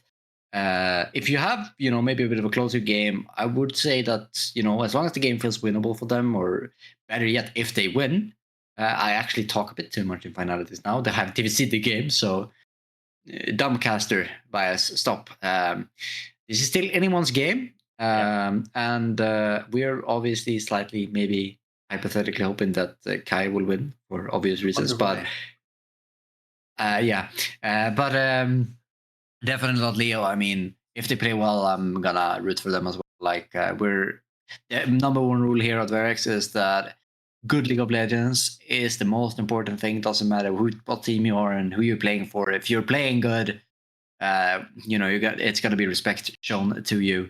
If you play bad, then we keep it kind of PG, but I try not to. You're laying it out like we were, like we go into this way too hard. But no, it's for fun. People want to have fun. League is for fun, and that's what this is. And I think it's fun for the teams as well, especially if you win. Death is fun. Sorry? Please, what'd you say? Well, nothing. I didn't say anything. It is fine. Ignore me. But we're going into game. I'm hearing from our production finally, and hopefully this time it works. It's black on my screen. I'm scared. No. I'm scared as well. Production says it's coming. From the shadows comes the game. From the darkness, I said from the shadows. Rise. No, I said from the shadows comes the game. It's dark. It's not shadowy. Like, okay, but you know that. And now we have the pan out. We see running out from this is definitely not Leo, and facing them today is Verax Kai once again. Who will come out victorious? Who will have the battle-hardened victory? We will find out after what I hope is a banger of a game. And clients, for the love of God, if you crash again, I'm going to punch something. Don't punch things. But I am hyping. I'm like working well to try and hype up the game, and this is what I'm greeted with. I'm like, Riot or client, please be nice. I love you, and I will never say anything bad about you again because now you're working. That's how we do things here. But here we go. The game has started. We see a typical 5-point coming out from both teams. Anything unexpected to you there, Shrooms? No, but I've been called. So apparently the Morgana wants to be called Lirchas. I hope that I'm pronouncing that correctly and not mewing. So we're going to be Lirchas. I specifically chose the first one because it was easier. But okay, yeah, we do it for the players. Lirchas it is. Damn it. I'm not going to swear, but... You're not going to swear as you've been swearing the entire night, man. Regardless. But I'm going to stop now. A typical sort of no action start, no invades, no nothing. The junglers are again cross map, and this time Hafo and Bluffer also have the sort of stronger early game champions, so they don't have the push as they did the last game. It can still change, but no this level 2 engage as of yet. Yeah, now they're gonna have to be careful. Hopefully they learn from last game to be careful, because we see here the minions are dying, but they actually get level 2 first on the side of Verax Kai, but it's quickly followed from definitely not Leo's. Oh, nothing is happening as my food is being funny, so I can't speak. But yeah, bit of a slow start to this game. Well, it's fine. At least we don't have any lane swaps here. That's good. But meanwhile, Ricken is getting bodied here in the top lane by the Zambesa, already down to half health. He's gonna be forced to pop a potion soon, I believe. He's still holding on to it. He's still regenerating a lot, probably to that orange shield. Oh, he has cookies, so he's good. Eat a cookie and you're fine. Yes. It's almost like eating orange and everything is okay, you know? But maybe not as good. You're different when you're low life. Eat a cookie. When you're a low life, eat a cookie. No, that's good advice for life. It's Fat Thursday here. So like culturally, you get stuffed as much as you can right before the fasting period. We don't do that often, but still. Actually, what's happening in the bot lane? First, bot and Hufo. And we completely missed it. We're gonna have to quick, replay what happened. That's the grand entrance already used, and Prupel is going way too far forward when the rally is charging. But how does the kill happen? It's a great snare from Hufo, and Prupel is staying a bit too long trying to get a counter kill, and he ends up dropping. And he didn't even use flash, but barrier only used there from Frontfall. But that's a huge kill from definitely not Leo. And this is what you want to see. This is what you want to see from them. Get that Hufo fed. Get that 2v2. You are stronger. You've shown it in the previous game that you can win on those like just 2v2 skirmishes, and you're stronger early game. Good engage by Blafor. Good follow by Hufo, and that's a quick and easy kill, as well as a push in and a free reset for the Zaya here. Yeah, but Luminium, look at this top lane. Fiskface is having his domination of his bullying Ricken out of the lane, but I mean, well played by bot lane of Hufo and Blackford, but we do have to also say that I think it was a bit of a blunder from Verax Sky's bot, where they're playing a bit of a scaling champ. They don't really want to fight early, and they did anyway, so they got punished for it, but still, really good mechanical play there coming out from Hufo to secure that kill.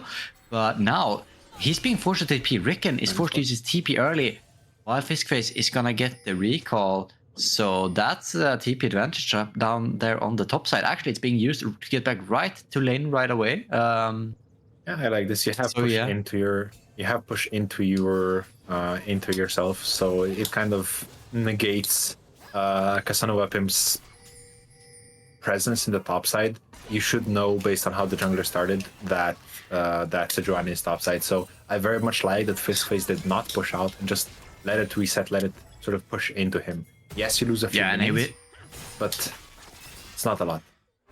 Yeah, but Fiskface is gonna have to do a lot of work with bot lane is getting botted. It's 500 gold lead already, and we have a bit of a fight. But I mean, all those dashes is just dancing around Ricken spells, and you know he's saying like Cassandra might have been a broken dash champion, but Riot released an even better one. Fair enough. And we see Irican actually going for that. Oh, he's proxying though, but Rune is around.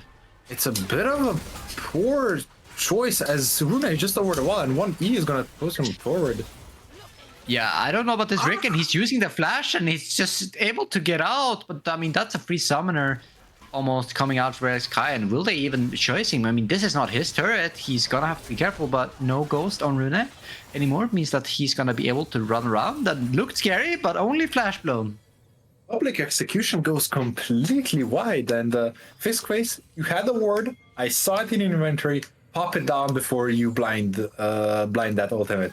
Still, Ricken gets away with it. Gets a bit of a more lead. Does blow the flash for it, sure, but you waste some of Rune's time. You waste some of XP from Fiskface as actually. Oh, as we have a solo bolo. The counter matchup, at least according to the stats, seems to be bearing fruit here for the side of definitely not Leo. And yeah, this is just yeah, solo kill. I mean, Glacial was already kind of low, so I guess, but I mean, the wave was pushing away from him, so I guess he was trying to just force the crash, but he's getting punished for it. And a great solo kill coming up from MajorCheese. And I like you.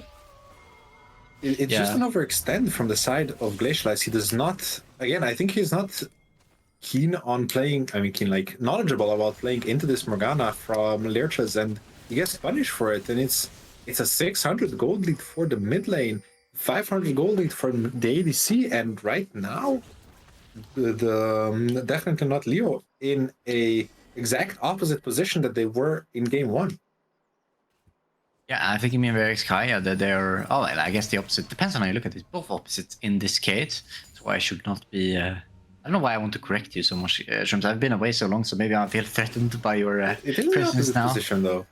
They were exactly 2k in both. Behind. I know. I'm sorry. But yeah, very, very, very nice. But in any case, I mean, I really like when people bring out this sort of unconventional picks, except if it's Morgana jungle. You know, it really shows you that next one time, aspect of the game.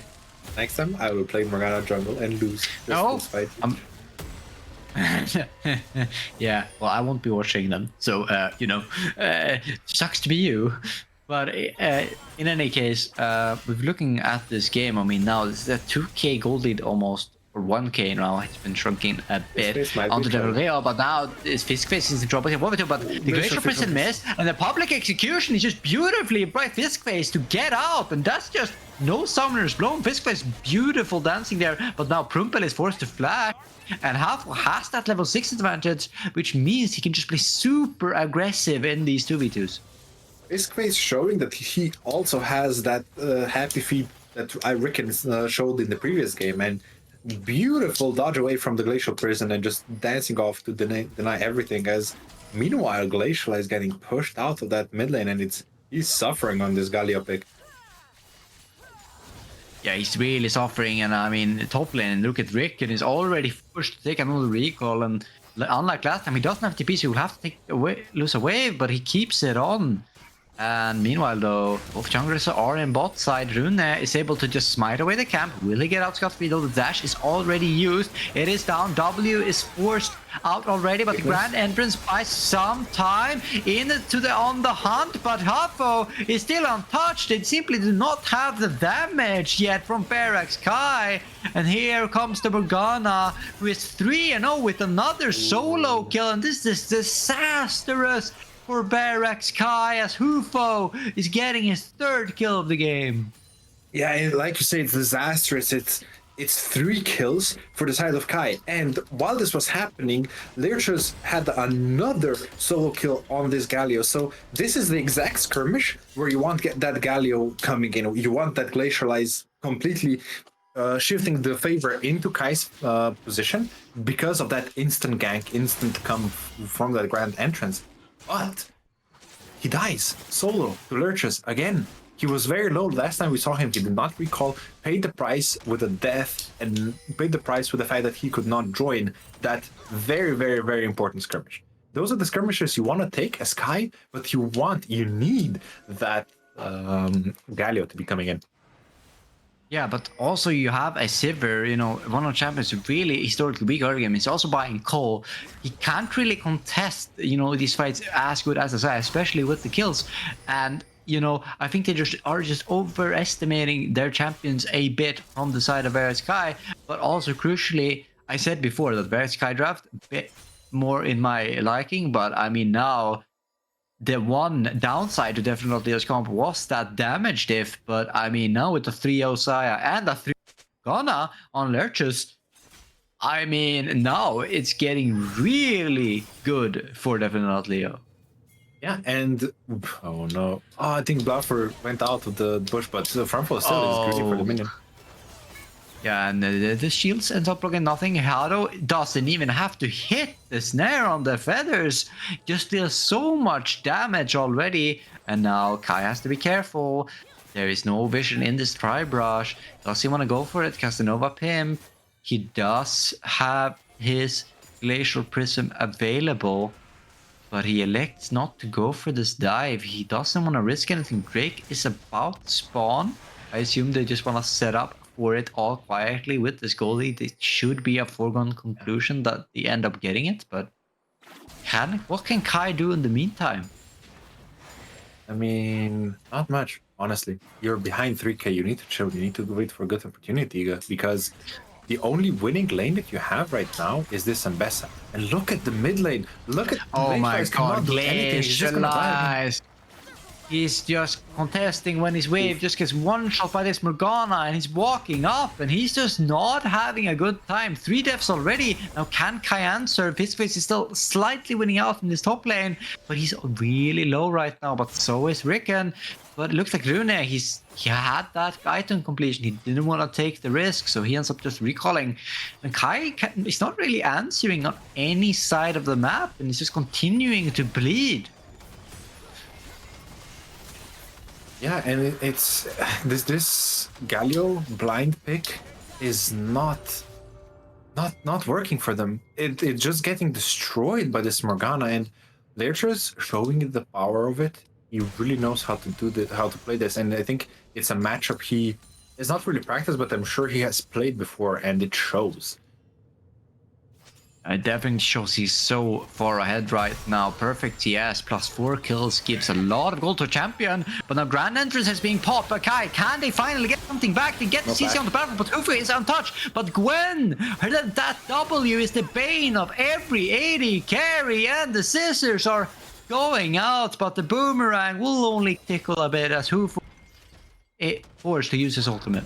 This is what you want to see. You want to get that the Rune's Gwen ahead. You want to get something for yourself, because otherwise they're just going to continue running away with this game. And a very, very good gank by Rune. Very well set up by Medeiros. And had it not been for the Feather Storm, I think Hufa would have gone down as well. But still, good gank, 1 for 0. And finally, Verax Kai is on the board. Yeah, Verax Kai on the board, finally not going to be perfect gamed at least. But they're still, you know, down in gold as the hero's charge is being used. But Black Shield is good into the grand entrance. But there's just no damage here. These are not really carries. It's 2 supports basically at this point. So yeah, I think Lich is gonna have to walk that off. But now Rune, he's looking for more. The ghost is pop. The scissor is open and ready. But the ult from the Cassante is good. But the public execution is also good. But that's a great dodge from Reckon as he ends up outplaying and getting out. But now, will Verax Kai look for more as there is a cross map already from Definitely? This is what to say. Prumpel is just so there, but he uses the flash. Grand entrance is enough to save him, but meanwhile the top dive is still going on, but it's not looking too good. Ricken has gotten his defensive stack back, but they're getting the turret, and it's down, and Rune now. And this is just a free clean up, and that's a great cross map now for Verax Kai, but meanwhile turret drops in bot lane. You get the first turret top side, you guess you lose the bottom turret, but that was going down anyway. It's a good answer from Kai, but I reckon, man, this man has some happy feet. He blocks, barely, last millisecond blocks the killer public execution from the side of Fistface. And as we say this, bottom frontful is in trouble. Oh no. He's in trouble now. Hopefully he will win this. He takes this all days of the week, and Prompel is just dead again, and he's just crumbling a bit, I feel like right now. He's stepping up way too much. That is so greedy, but good punish from Hufo. 6 stacks left on the call. He really wanted to push it in, just get those stacks, get the cash in, and gets punished by Hufo. Fearless completely. He knows that almost everyone is in that mid side. He knows that he's completely free to do this, and he continues his lead now 4-0 on that Xayah.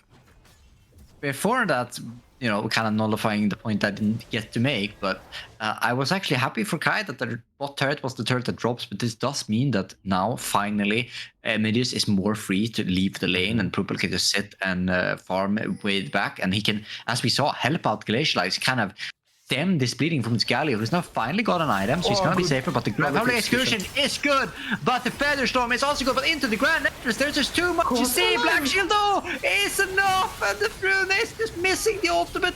He cannot get the kill. No, it's disaster for Verax Kai. It was so close, but they mis-executed just that little bit, and it was enough for Hufo to survive. Look at what Emidias does here. He completely dodges out from the feathers, and I was thinking, yeah, this is it. This is the Xayah dead, and this would have been a huge shutdown. But the damage is just not there. The shielding, the black shield just barely keeps him alive. And then the rest of the fight, too much committed from the side of Kai for that kill, which they don't end up getting. And it's 3-0. And it's action already though. Glacialized in a bit of trouble, but he's tanky now. He can do a bit more, and Prompel is hitting Ricken. Ricken is taking a bit too much damage. Ricken, what are you doing? But maybe this was all a bait, because he's still Cassante, and Prumpel is here carrying, ends up dying once again. And now Glacialized is trying, but he has returning.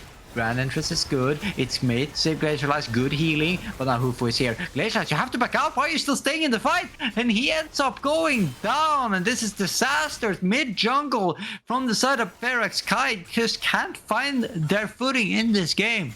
You say that I reckon is overextended. No. It's Frumful that's overextended with this Cassante, and he gets 2 kills as well as the mid lane turret, the outer turret, the most important one on the map, and it's exactly the reverse scenario of game 1, with this time the red side, well, the same red side but different team, definitely not Leo. 6k goal lead at 17 minutes, 2-13. They're sitting so pretty in this match. All the goal is on this Leertras Morgana as well as Hoof of Xayah, and they're exactly where they want to be. So, I mean, it's so night and day from game 1. Then they were behind permanently. Rune was ripping through them, but in this game they're looking like a new team reborn. And Leertras, the Black Giants, are pretty good here, but the public execution is better, and that's a great shutdown for Fiskface, who's really trying to get his team back into this game. He has so much pride on this. Is going to be a second turret as well, and can Leo even answer this? It's a good play from Kai. This is exactly what you want to do. This time, Learchus was the one overextending, and he gets punished. He gets taken down. But they keep going. 1k gold lead taken from the side of Fistface with that kill and 2 turrets. Now, maybe even the inhibitor, can they do more actually? Can they actually go for the end here, honestly, with bot lane? No, surely not. The backs are being cancelled bot lane. UFO is still there, but if they cancel the back, they still have a chance. But I think they're gonna be a bit too scared to go for it here. But I mean, great capitalization, a big blunder coming out from Leon. Now Ricken is trying to rectify, but we've seen this before, and Glacier ends up going down, and he might be tanky into the majors, but into these 80 fighters, you're gonna die all the same. And that's 0-5 on Galio. But I mean, Verax Kai is still showing signs of life, and that's a huge inhibitor take. Yeah, honestly, the gold lead went from 6k, more than 6k, down to 3k. That's 2 bounties taken, as well as the pressure from the inhibitor. Now, on the other side, I reckon gets more kills, because of course he does, the Xante being insanely strong in this game.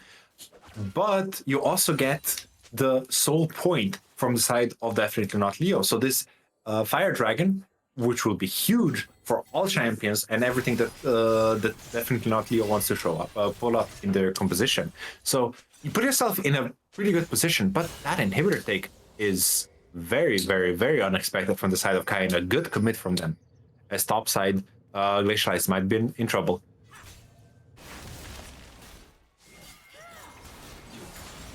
Oh, he's fine. Yeah, he's a bit fine. Medeus is, look at the Medeus' position. He's on the flank completely. He's been spotted out, I think. Yeah, he can't really do much. I mean, they've tried this before, but Glacialized does not. He just doesn't have the damage to do anything on his own. They really need Fiskface or Rune, but Fiskface and Rune, they're putting this game on the back. This before, bullying Ricken. But you've seen this before, but these are different players and champions, more importantly, and they are looking at Ricken. Meanwhile, it looks like Definitely Not Leo. They're not answering, and that's a shutdown even. But now Atakan has been started. There is an answer for Definitely Not Leo, but I mean, there's no one defending this bot turret. I feel like Kai super happy with this trade. They should not be getting anything, but they are doing a lot. Just Rune and Fiskface amazingly is keeping their team in this game. Wow, and it's so, I am baffled by this. The score is 4-13, but the Kai has shrunk the gold deficit by 5,000 gold in the past 4 minutes. Such insanely good macro play from them. They give Atakan, but another shutdown towards the Rune, another some more gold towards Fiskface, and now suddenly you're so far ahead of those champions, and it becomes so hard for Definitely Not Leo to play those side lanes. Rune and Fiskface are taking this game and saying, fuck it, we want to win, guys, I don't care what you want to do, and just really, really carrying and doing exactly what they need to do. But I also feel like, I mean, Definitely Leo, they're getting so passive. They were so confident before, especially Hufo. And I mean, if you see 2 of the only sort of relevant champions in the game being bot lane, you should really be putting on the gas pedal and even diving this Galio, who should just die, I feel like. I mean, yes, it's a bit of a risk, but I mean, he's so squishy. You've killed him so fast before. I don't know what they were waiting for. And whilst this is amazing from Verax Kai, I don't want to take anything away from them. I mean, I also think it's a bit of blunder from Definitely Leo. The combined score from Glacialized, Frontfall, and Medeus is 0-11-2. Their combined gold deficit is over 5,000 gold. And yet, Rune and Fiskface want to win this game so badly, and they're doing such an amazing job playing around DNL's movements, playing around what Leo wants to do, and just being exactly on the opposite side, pressuring those turrets, pressuring those side lanes. And I just want to say, if people are watching, if you're saying, oh, my mid and bot's inting, I cannot carry his top lane. I mean, just look at Fiskface. Yes, they're in a duo, but like, I mean, they're just playing so beautifully right now. And can they keep this up, though? I mean, Kai, they're still behind in terms of that 5v5. Their carries are nowhere near their important items to put up any sort of resistance. Actually, but the 2 are. That's a really good zone. Public execution down, and that's a decent magnets are from Bafor, but Rune is untouched. Grand Entrance is coming, and Hufo is a bit scared on the backline. He's not autoing. Okay. That does mean that Rune is getting to do so much work. Featherstorm is good though, and the double kill for Rickon. He gets his revenge. He has been bullied this entire game, but he's still relevant, and he comes back huge for Definitely Not Leo. It was such a good fight from Kai. You would think that they would got it. Do you think actually It's not over though. They keep going, and I think this is just padding, but that's an ace for Rickon. The redemption of Rickon is what I'm gonna call this fight. 6-2 all of a sudden on this Casata, and it's like the entire lane phase just did not happen, as he's just showing why he picked this champion. And it's such a good introduction to the fight. You get Learchas, you get Blaffer, and then Kai just goes in too far. They overreach. The Santa gets into the backline. Feathers get pulled back through the entirety of Kai, and it's just a disaster. You destroy all the things you've done in the past 5-10 minutes, clawing yourself back from this deficit. You just tossed it away. The enemy, so Definitely Not Leo, has gotten now that soul point. They're soul actual, and are sitting very, very, very pretty. This the damage from Hoofa, the Zion, now sitting on 3 items. Damage from Learchas sitting on 3 items as well is gonna be huge. Yeah, and I mean, you could make the argument that wondering, why did Kai fight? Yes, I mean, Soul, they don't want to give it away for free, but I mean, they were already happy giving up a lot of objectives, and they had shown that they could win through that side lane. So they could have just kept going on it and maybe even given up the Soul, because they know they cannot fight. They have a really good topside jungle, but I mean, look at the Saya, 3 items. Look at Morgana, 5 kills. Like, Cassandra and Sejuani, great teamfight champions. They just have so many more strength and just damage on the side of Definitely Leo. So Kai fighting, I mean, I hope they can get out of it, because if they get dragged into this sort of, you know, solo queue 5v5 going in mentality, they're gonna end up losing, and we're gonna have to look at Fiskface and Runa again. Can they return to form? Can they keep doing what worked for them in the past in this game? And I say in the past, but we're only 25 minutes in, and it's felt like an eternity. It's been a banger, and it's harder for Rune and Fiskface to do the same things, because all the side lane turrets are gone. The gold you've gotten from those structures is gone. And now, Leo, they know that Fiskface in the bottom. They start this Baron. Yeah, they're starting Baron indeed, and can Kai do anything for it? I feel like we already see pings onto the bottom side turret. They are rightfully this time, they're not gonna contest. They know they're behind, they know they can't win, trying to get out of the map, but they drop so fast from Definitely Not Leo, so there shouldn't be anything Kai can do about this objective being taken. They're just gonna push out some mid waves, and they have to be happy with that. But are they gonna look for more? They are pinging a bit for it, but this is very scary from Kai. I mean, all of the members of Definitely Leo are here now. Rickon is hungry. He's looking glacial. He's just gonna get knocked back, and he's gonna be sacrificed quite unceremoniously. And Kai is forced to run away, and even the on the hunt pop just to try and run away from a position where they shouldn't really have been in, I feel like.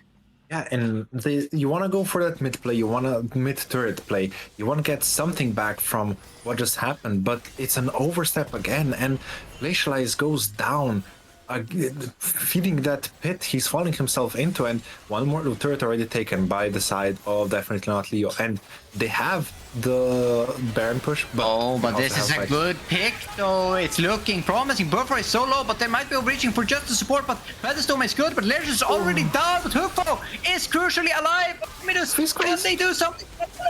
They get the shutdown. It's huge, and the Grand Entrance is still there. Meanwhile, Rickon is just on the sideline pushing, while his team somehow is getting defeated by Verax Kai. Somehow Kai managed to win a fight. Blaffer gets a bit caught out and has to flash away. So not done before anything happens, but crucially, Fiskface, that public execution goes onto the Zaya. It actually hits. Yes, Rune goes down, but the cleanup is there, and the Barons are taking down. It's such a crucial fight for Kai, and even despite the Baron being on the side of DNL, the Dragon Soul being on the side of Definitely Not Leo. This might be a bit too much, though. We've seen this before. 1v3. We've seen this before, though. And Prumpel is so low, and he's just gonna get killed again. But the peeling this time around is good. Will he get a kill finally? No!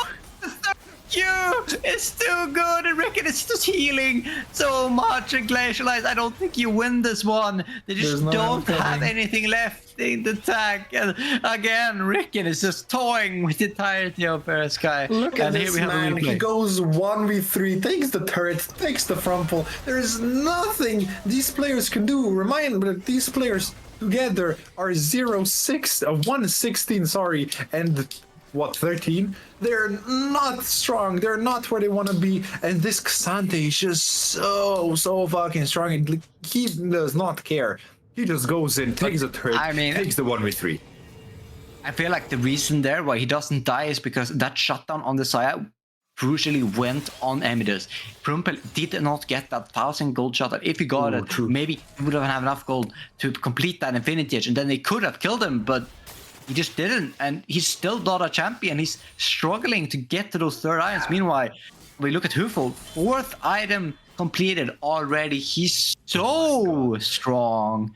And yeah, I mean, we saw how much it took. We saw 4v5 with the instant caught on the support, and still the fight was super close. And Kai, they're finding small signs of light, but I just feel like they need more. They need their carries to start getting into this game, and they need to help them maybe get a kill on to Prumpel if possible. But I mean, I think that might be a bit too much to ask with how far ahead definitely not Leo is.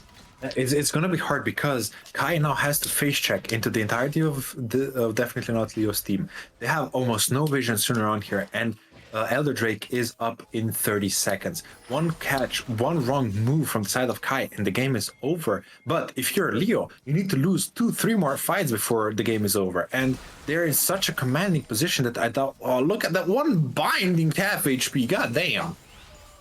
Yeah, that Morgana is strong, and she definitely feels like a mid laner right now. There's so much damage coming out from a champ. I mean, no, I mean, yeah, kind of, but it used to be in the beginning. She is a mid laner.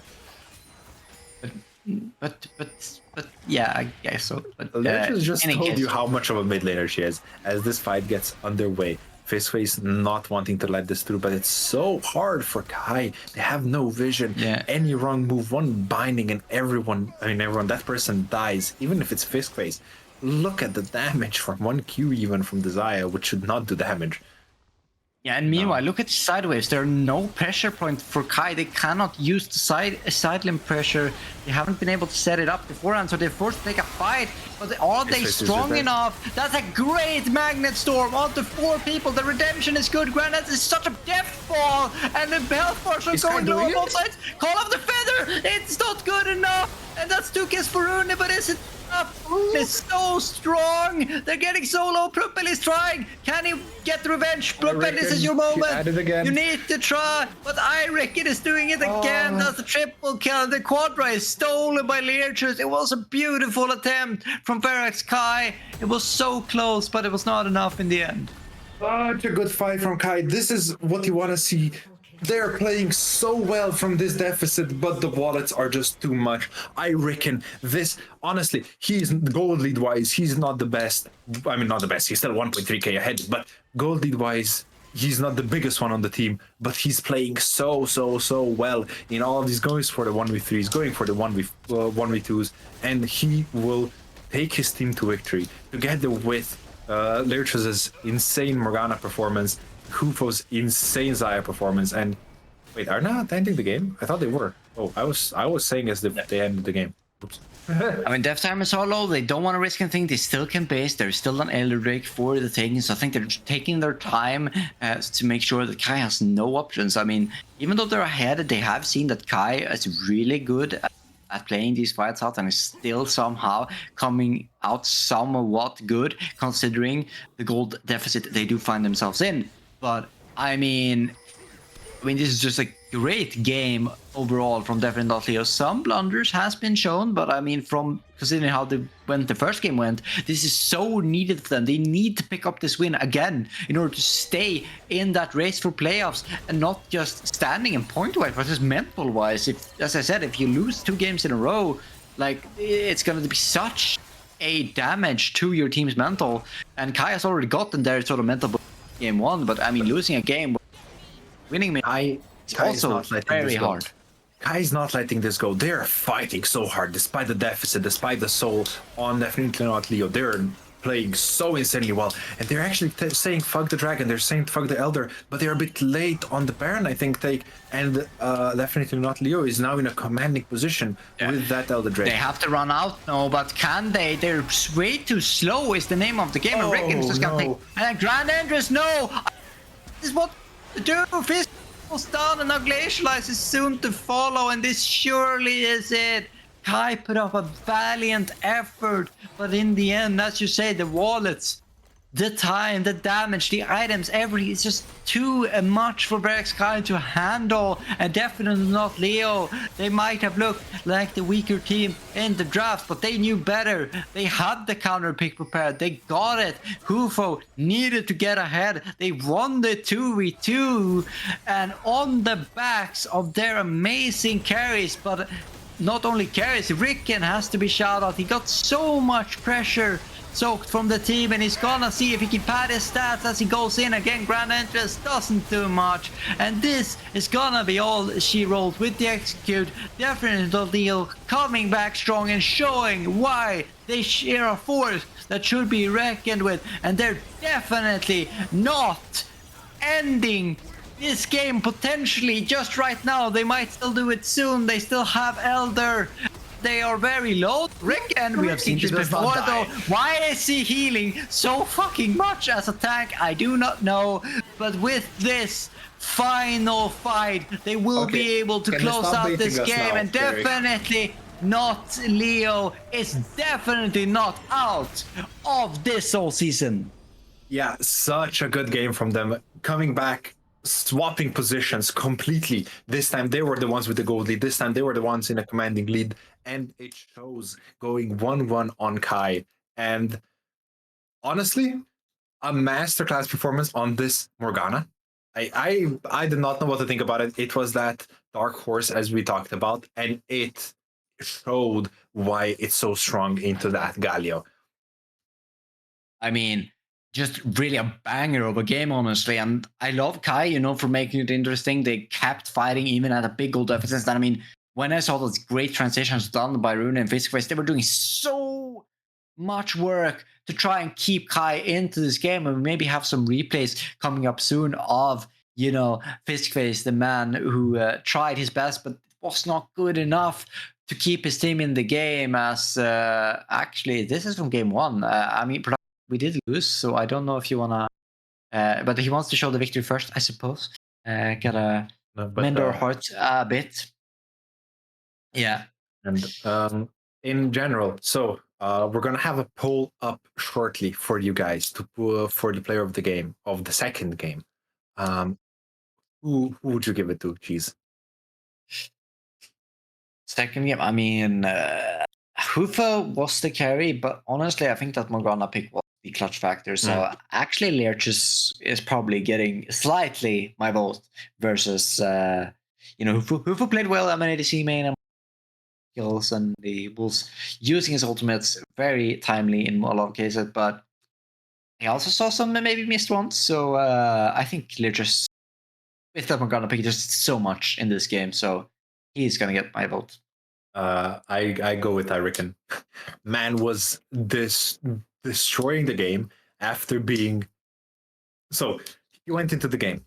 Okay, Fiskface, you showed your Xante, I'ma show mine. And he was camped. He was denied. He was destroyed as much as one could be, but ended up carrying the game regardless. I would say that, yes, Hufo, Lertrus, and Blaffer were insanely good with the leads that they've accumulated themselves. They were definitely a major reason why they won, but just the flashy performance of Ricken was so fun to watch. Yeah, I mean, it was. I don't know if it was fun. For me, it was as an AD carry main, it was depressing seeing a tank just dealing damage and healing so much. I was just like, what is my eyes? I don't like it. Please make it go away, Shrooms. Hey, it's over. It's over. You can rest. It's over for Kai, but you can rest. Yeah. Xante cannot hurt you anymore.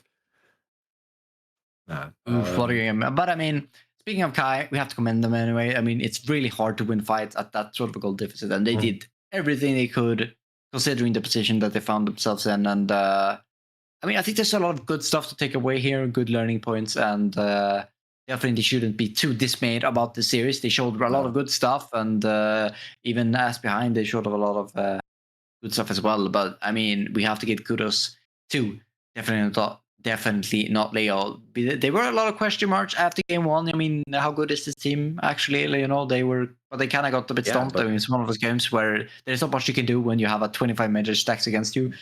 So maybe just unfortunate. They showed up big in game 2 and showed why they're in Division 2.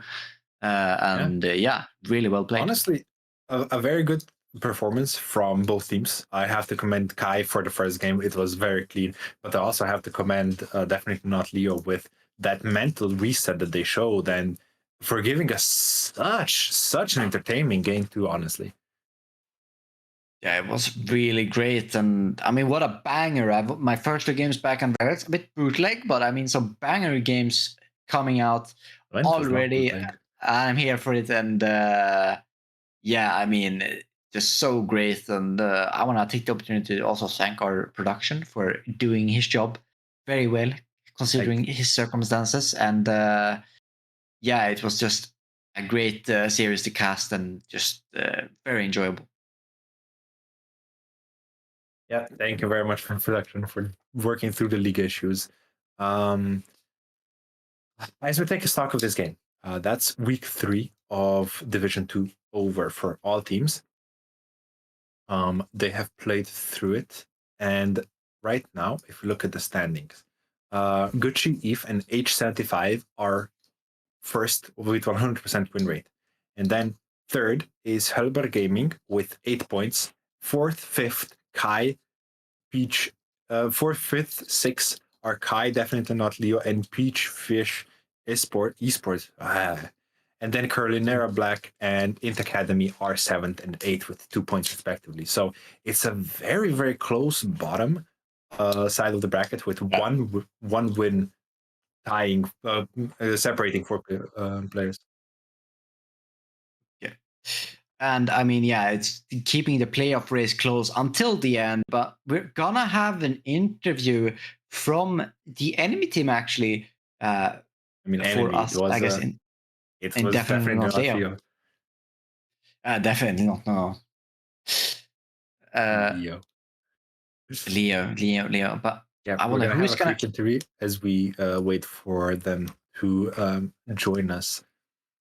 Man, what an entertaining games, honestly.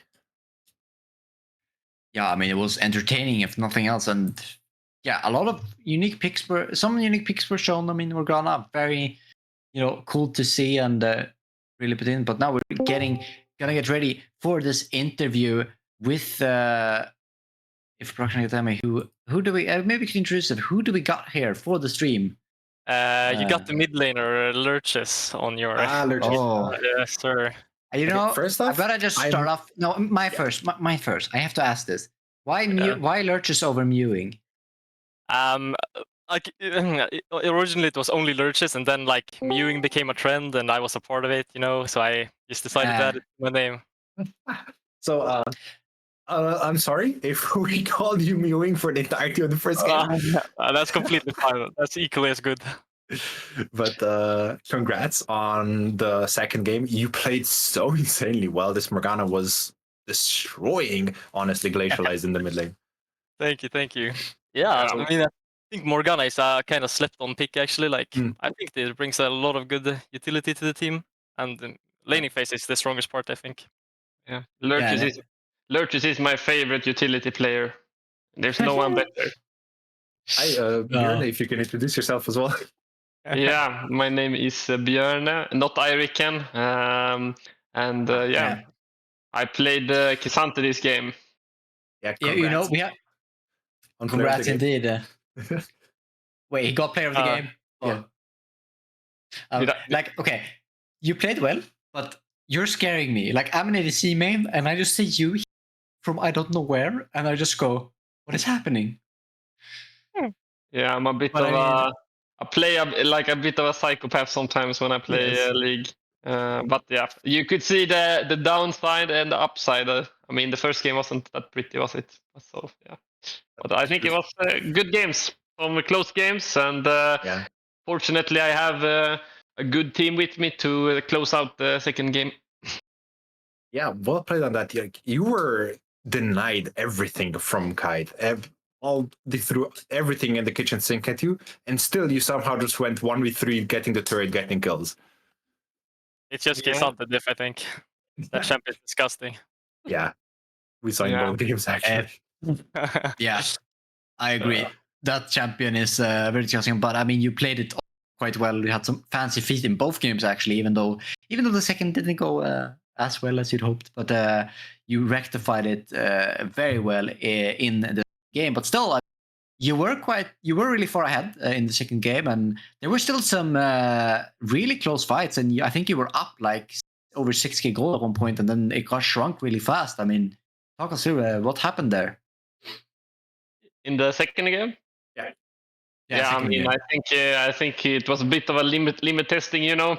My bot lane, they said that this is a bit too free game, guys. We need to give them a chance. So it was a bit understandable, to be honest.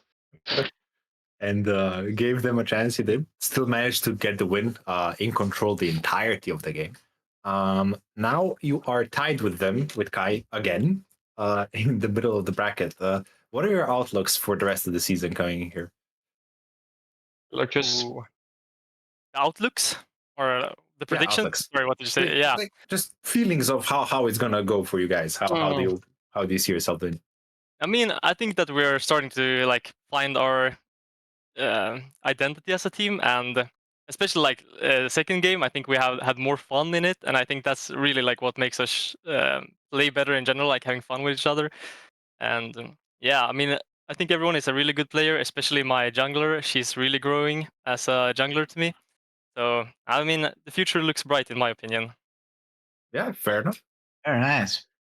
And yeah, it's looking good for you guys. Like, you're very much still in the run for playoffs. You are.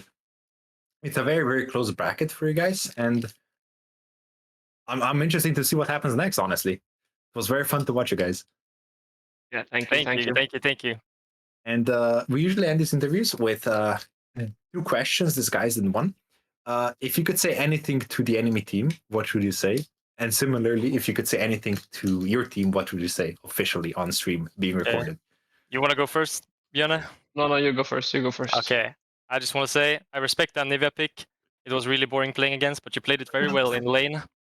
And to my team, I just want to say, yeah, keep it up. Keep the good mental, and we will work it out. I love you guys. That's it. Aww.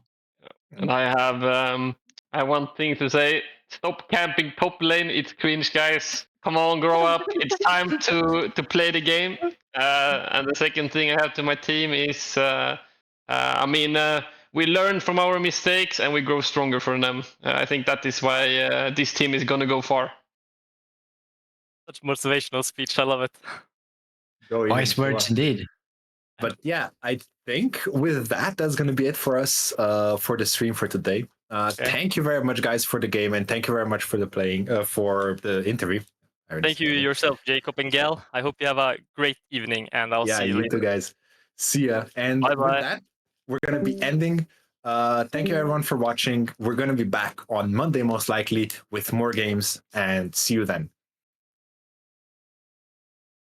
See ya.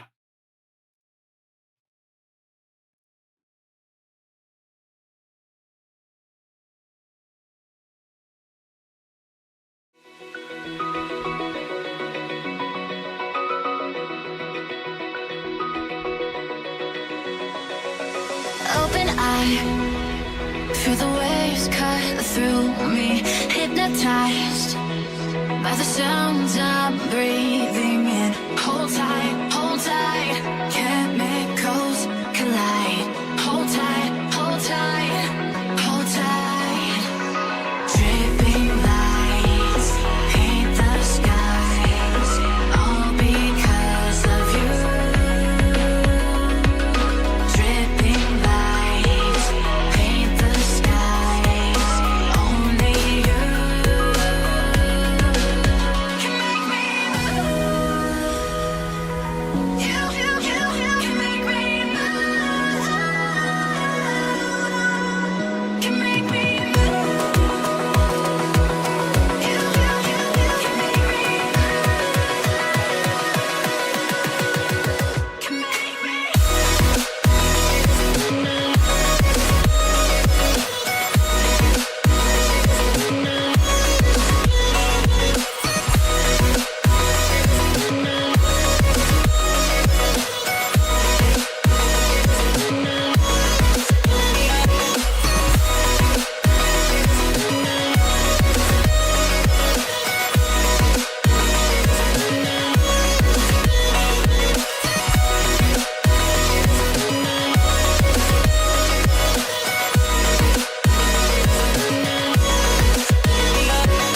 You're alive, make it last forever.